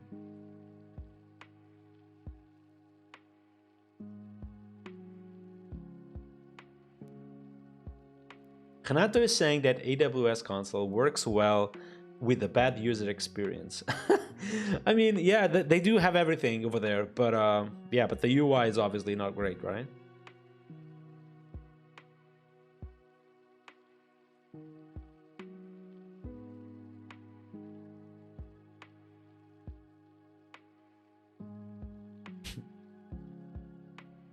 Bacon is asking, what are your thoughts on Nightwatch? I think it's great. I was searching for a good monitoring tool which gives me great insights on your application, wondering what is the costs too. I have no idea of the costs of Nightwatch. I do know that Nightwatch is already being used at Laravel internally and actually provides very good insights on the applications we are using. I don't know if it's public. If it is, just keep it for you, okay? But I know that Nightwatch is already being used on Forge itself, meaning that the Forge team is actually using Nightwatch already. And they told me that they were able to actually infer a lot of good information from Nightwatch, because Nightwatch is like running behind the scenes, of course, but collecting all these good insights about your app, like queries that are not optimized and things like that. So I feel like if I can just have Nightwatch on my apps and they would just give me insights without any performance issues, I think it's a great platform. It's a great solution for sure. I'm pretty sure that a lot of people will just love that. Lucas is saying, the day that AWS fixes the console, other companies may lose clients for easy to use an updated console. For sure, dude. LLM is asking, a question I had last stream about Laravel Cloud is, there is a way of back up your database like Laravel Forge has. I mean, yeah, you can obviously restore, you can obviously do backups like manually, but we are going to provide a way of doing backups on the UI. Basically, you don't have to deal with that, You just select like the date you want to restore your database to. I think that's the plan, But let's see how it goes.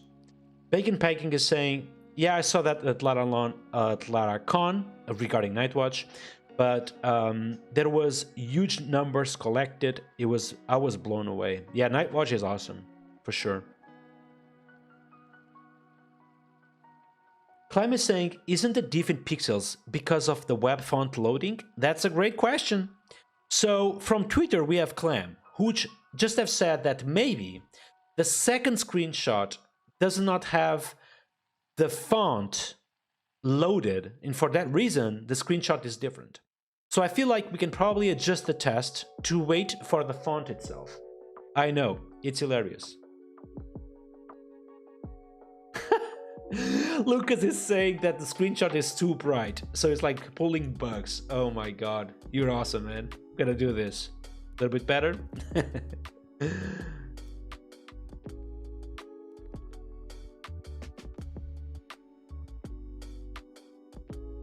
Adrian is saying that you can use -- update snapshots. Interesting. Let's try that one. Like this.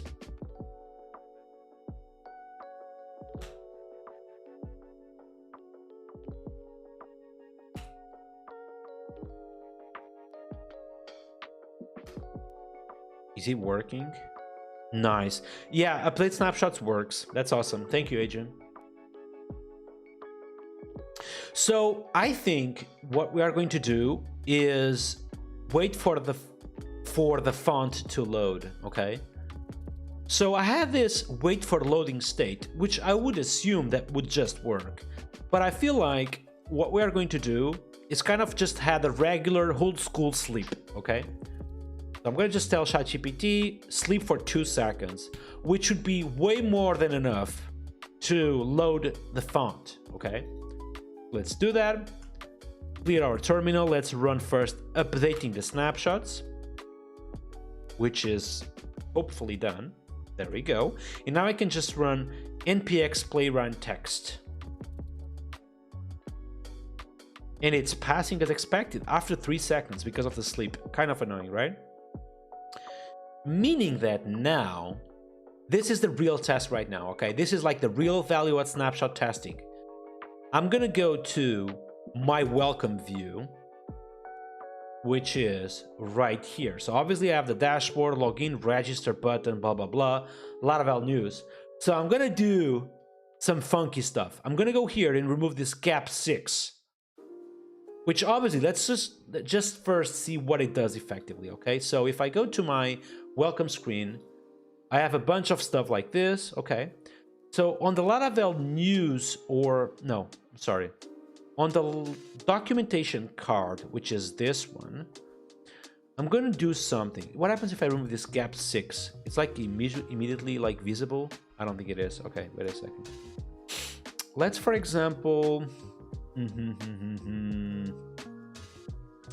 let's remove a letter, like a word, for example. Let's remove the wonderful, okay? So if I do this, I see Laravel has documentation instead of has wonderful documentation, okay? I'm gonna remove the wonderful and run my test suite, which hopefully will just fail. And it's passing. Okay, now I'm confused.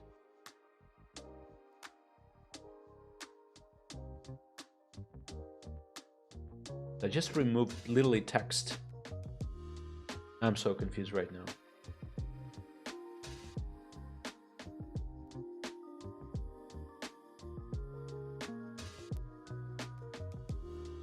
Olaf is saying, can't the page wait for the ready state? That's what am I doing, by the way. So if I go to my home spec, I'm literally waiting for the load state. But apparently that has an impact. Or wasn't enough, basically, for making a screenshot. Okay.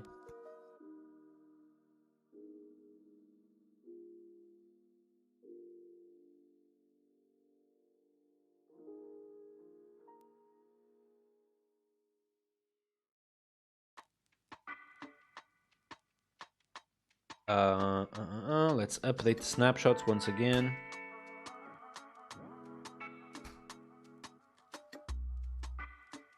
Okay, they are passing once more. They are passing now.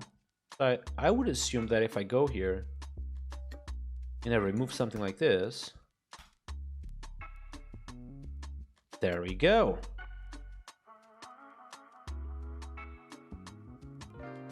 I'm so confused. Do I always need... Maybe I always need to kind of give the diff in pixels, perhaps. You know what I mean?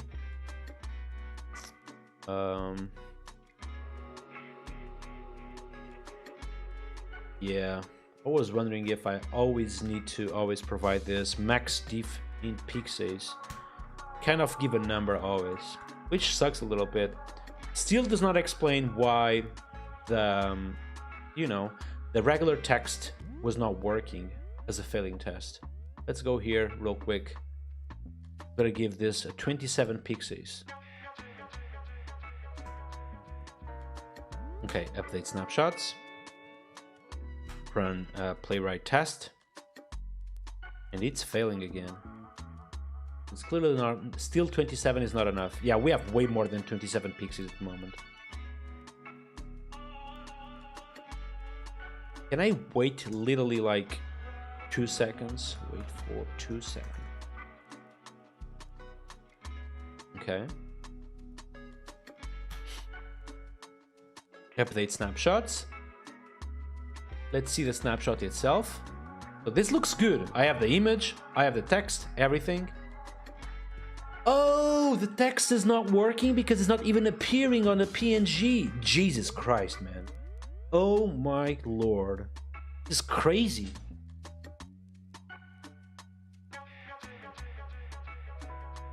It's outside of the screen, exactly. Oh my god, thank you guys. I should have read the chat before that.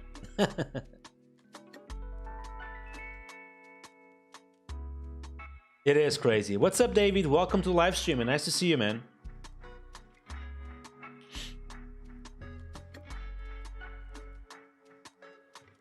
I know, Adrian, you have said it. I know.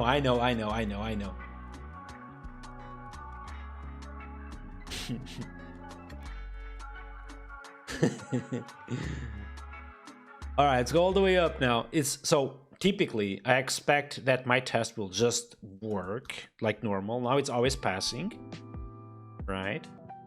There we go. We probably don't even need a 2 seconds. I can just probably sleep a little bit for 500 seconds, to be honest, right? That should just be enough. There we go. Okay, much faster. So this is working. So what I will do to have finally something that makes sense during this live stream is go to the welcome. Instead of changing something below, I'm gonna go all the way up and change Lara casts, which is like something that just appears on the screen.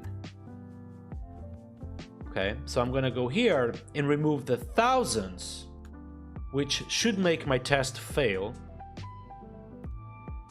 There we go. And obviously it fails because this given text just failed. So all of this makes sense. And if I put it back, this should make my test pass again. There we go. And if I remove, this is like the real test. Okay, this is the real test. If I just remove these classes, visually, my text won't be the same, okay? So if I run my test suite, this should just fail, hopefully. There we go. Because indeed, visually, this does not look the same. Check this out, dude. So basically, because of the margin top not being there anymore, all the text on the page is different. You know what I mean? That's why all of this stuff is like red. But if I put it back, now I have a passing test suite again. There we go. If I remove, for example, the font semi-bold, this is a good one. I expect my test to fail. There we go. Because the font is not bold anymore.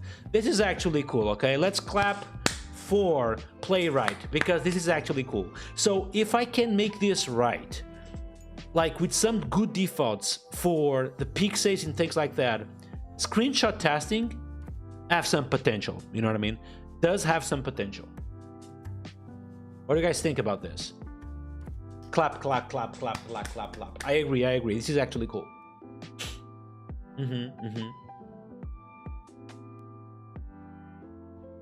Someone is saying, try a full screenshot. What is that?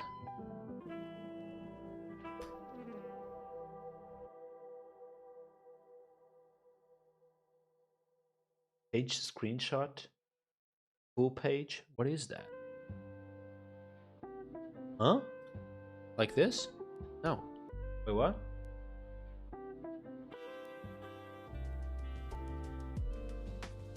Path screenshot. Oh. You mean here? What is the difference? Oh, full page is like the entire thing? Okay, that can actually be cool. Let's update the snapshots.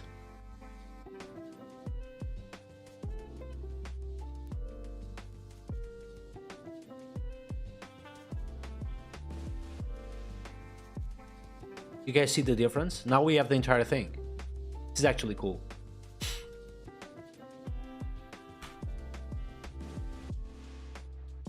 Okay, now it's passing. And if I go to the welcome screen and I change something on the bottom, for example, let's write here Nuno version.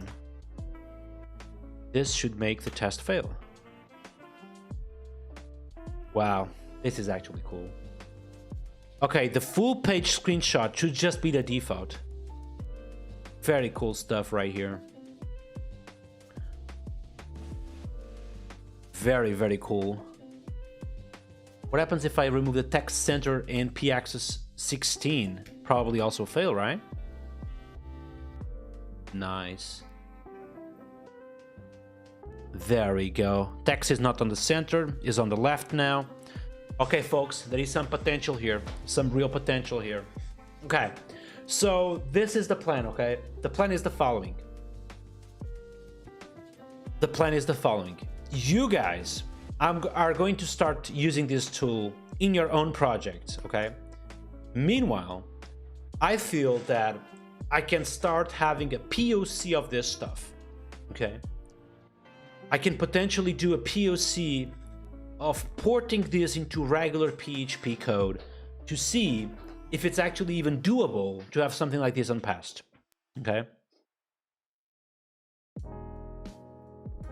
Exactly, Pick and Flow. I feel like a full page should just be the default. This is like why I think this can be powerful for Pest, because this type of stuff, like the difference in pixels, but also full page should just be the default. Like, why would I want to screenshot just the left corner of my screen, you know? I want to screenshot the entire thing, like always, you know what I mean? Anyways, I want to add it to Pest. What do you guys think? It should be on Pest 4 or it should be a different package? I personally feel it should be on Pest.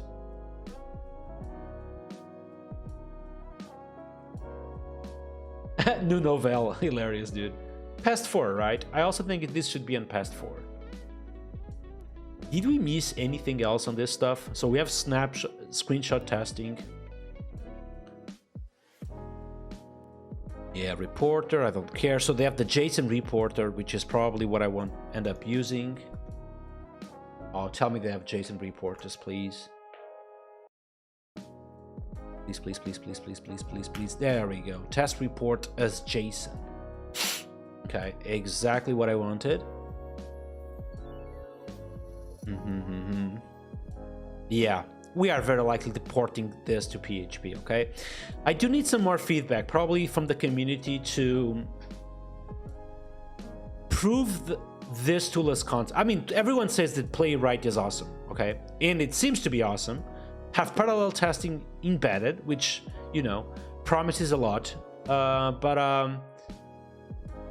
I still need some kind of, you know, feedback from people that are using this tool for a long time already, you know.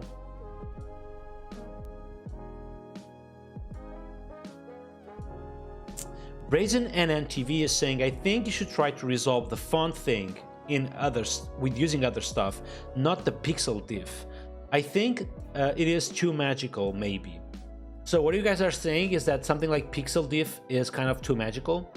Probably is, to be honest. We probably could get it around without using the pixel diff. Let me check something.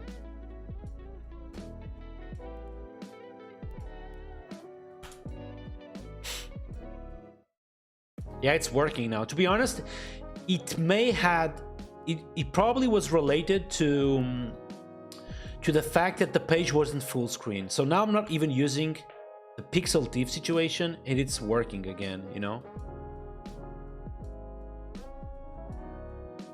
Seems to be just working.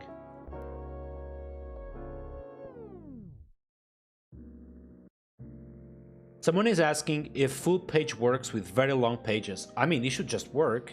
I mean, why not, right? If I do something like this, I'm gonna just have a bunch of footers. So this is like really big.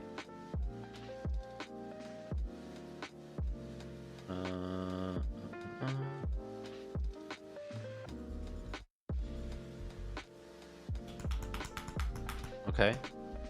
Let's now update the snapshot.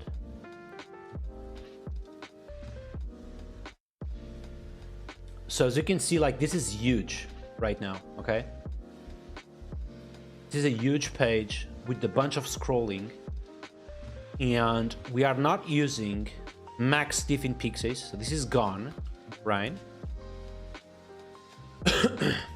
And we have full page by default, so I'm gonna run this without diff in pixels, and it's working. Kind of cool, right? Raisin and NTV is saying maybe the 500 milliseconds are saving you here. I also think that's the problem, by the way. So if I remove this, probably this test will just fail. Likely. There we go. It's failing because of the... what do I want to open? This one. It has to be with the font, dude. With the font... as you can see here, for example, it's not yet loading, but also like Tailwind CSS is being loaded through a CDN, which probably only making an impact on the page a few seconds after, you know what I mean? Or a few milliseconds after. So it's probably something we need to fix by default, you know, something we just give good defaults, you know what I mean? So to answer your question, it seems to work with very long full pages. So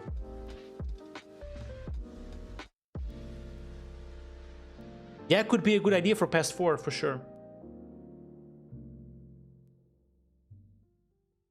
Raisin and NTV is saying that waiting 500 milliseconds is not the end of the world.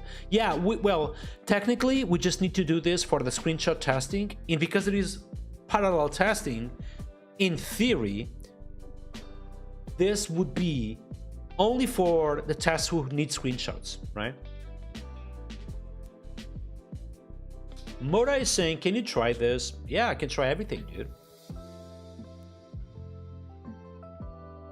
Okay, so Mora is suggesting that instead of waiting for timeout, and do I need the wait for load state as well, Mora? Let me know, okay?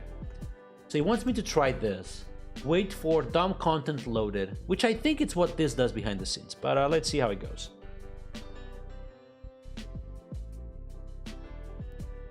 Okay, let's run this with up-to-date snapshots.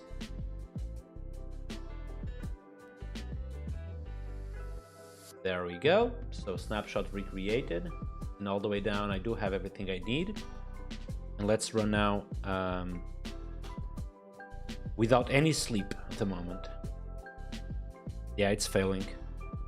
So same problem, it seems. Basically, all of the titles are not the same. They take a while to load, apparently. As you can see. Only titles are causing problems, it seems like. Everything else, it's okay. It's really only the titles that take a little bit to load. So, yeah. Oh, nice. I can click on actual, expected. Oh, you guys see? Oh, this is actually pretty cool. I can actually click on def in actual to see what is actual. So what I'm getting in what is expected. And you guys can see that the titles are a little bit different. Can you guys spot that? I'm literally clicking. Oh, you can even put side by side. Nice. What is slider thing? Oh my god, what is this? Anyways, I can click on expected and actual. You guys can see that the titles are a little bit, but like a tiny bit different. Very interesting.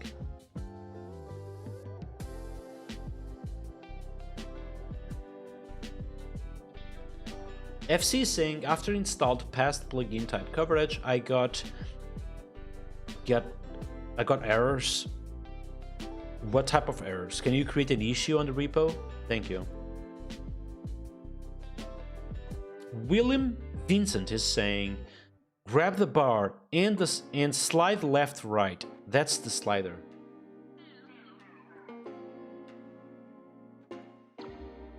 Wait, what?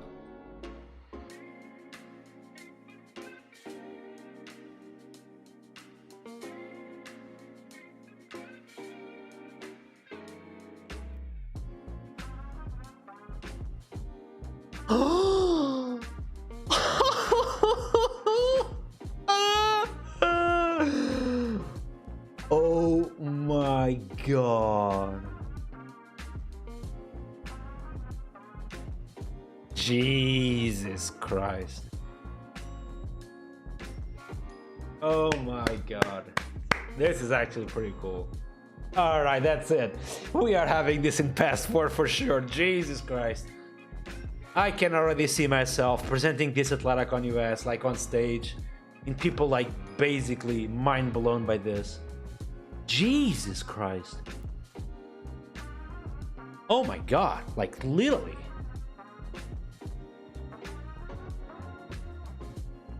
Let me try something. Oh my god. Because this is actually cool if I were to do something realistically. Like, let's go here, for example. And, for example, all the way top. Let's do... For example, on this margin top 4, let's remove the text SM relaxed, okay? Something really small, which, you know, for our own eyes probably would be difficult. But snapshot testing, hopefully, will be easier.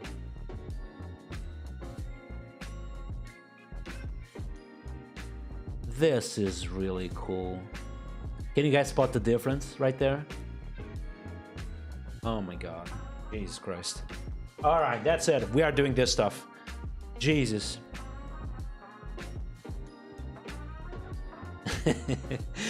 Alright, folks. For those who don't know, Hi, I'm David Hill is literally the head of design at Laravel. And he is like saying, can we make sure we use this to make our designs pixel perfect? Can't Playwright on cloud.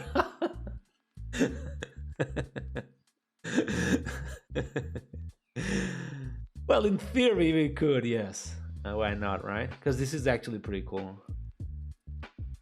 Oh my god. Jesus.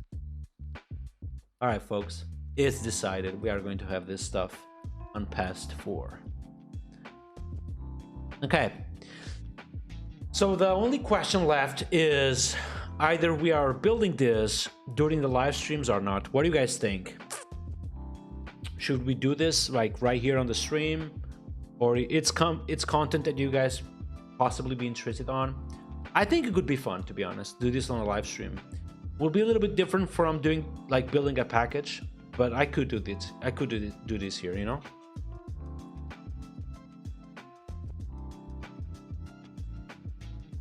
Yeah, very likely to do some, you know, at least the beginnings of the package. Yeah, we could do it here for sure. Let's buy a domain. What do you mean? It's just past 4. There is no domain.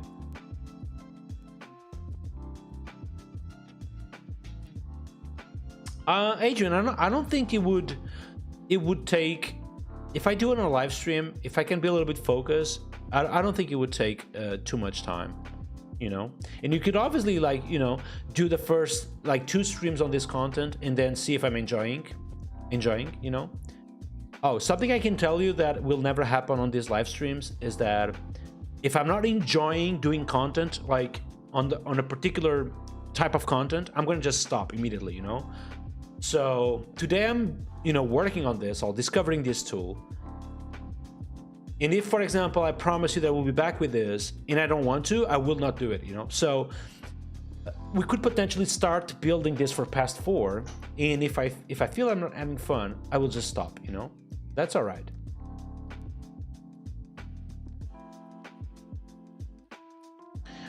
Dan is asking how this compares to Dusk. So basically Laravel Dusk is built on top of a different engine, which is not Playwright. And because of that, Laravel Dusk, it's kind of outdated in my opinion, too, if I'm honest with you, you know what I mean? Laravel Dusk is a little bit outdated. It was already outdated with Cypress, but now with parallel testing in the things I'm seeing on this tool, it's definitely outdated at the moment. So Clem, I think the plan is that some of those defaults, like waiting for fonts, waiting for Tailwind, we do need to come with some good defaults that will basically just be like that by default, and people don't have to deal with the type of stuff we are dealing at the moment. Like waiting for a page to load is something that I don't want people using past 4 have to deal with, you know what I mean?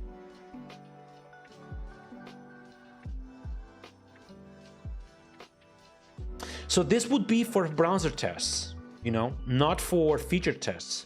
So ideally, if you have your Laravel project, this would be a different folder, call it browser. Potentially we could come up with a different name so it doesn't get confused with Dusk. But undeniably, this will be literally a, you know, a login test.php, and then you would have, you know, all your content on this file.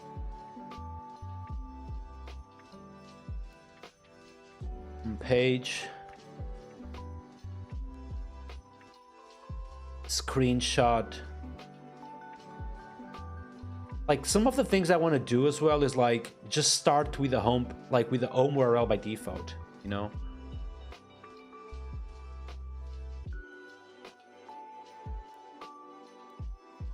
Yeah, just like that, basically.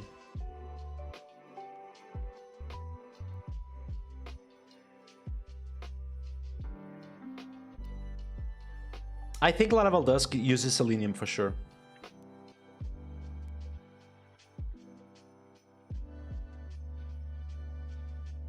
But yeah, we need better browser testing, and I'm gonna fix that for you all, okay? Actually, we are going to fix this together on the live stream, literally making this package together for past 4, okay? So the timeline, of course, past 4 will have more than this, by the way. Past 4 will be based on PHP Unit 12 for sure, and comes with all the goodies that PHP Unit 12 brings, for sure, okay? So performance-wise and more. But also, having, you know, this highlight of browser testing that works would be a very cool thing to have as a flag for past 4. Okay?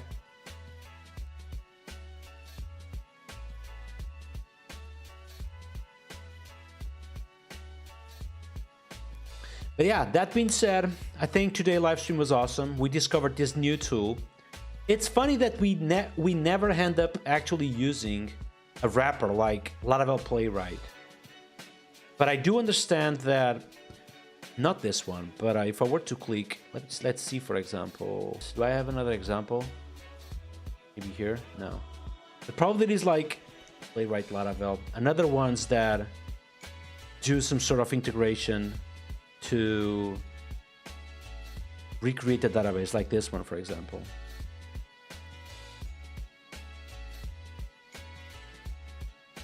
There we go. Laravel Artisan Migrate Fresh, for example. This is the kind of stuff that this kind of integrations provide, which is pretty cool.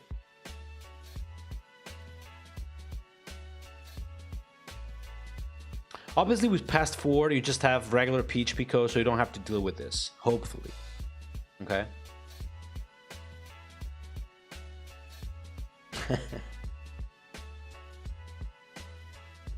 Exactly. Anyways, thank you so much for being here today. I think I'm going to end the live stream and be back tomorrow with some more cool stuff. There was a 2-hour session, which I think it was fun. Let's see if we have someone to rate as usual before we leave, okay?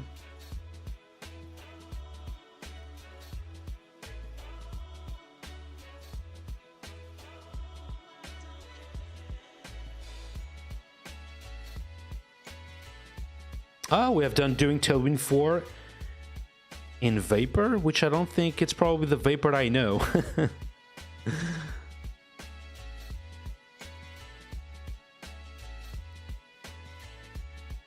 Thank you so much for saying that, Pick and Flow. I really appreciate it. Thank you. Renata will try to see the issues on the Pest plugin type coverage, okay? But I don't think it is any issue. Otherwise, I would probably already see it, but I will check.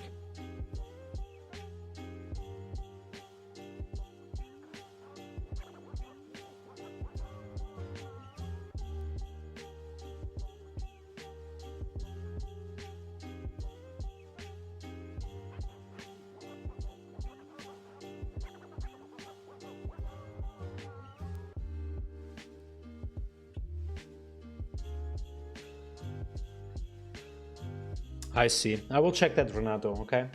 Thank you, man. Have a good day as well. All right, folks. That being said, I'm going to rest a little bit. Thank you so much for being on that side, as usual. I'm going to rate here a gamer. I don't know if you guys are up to games, but this is a Portuguese teacher who teaches programming during the day. He plays games during night. So I think I'm going to rate this person, okay? You guys let me know if you like it, okay? That being said, thank you so much for being on that side. Catch you guys tomorrow. And a good night, everyone. Peace out.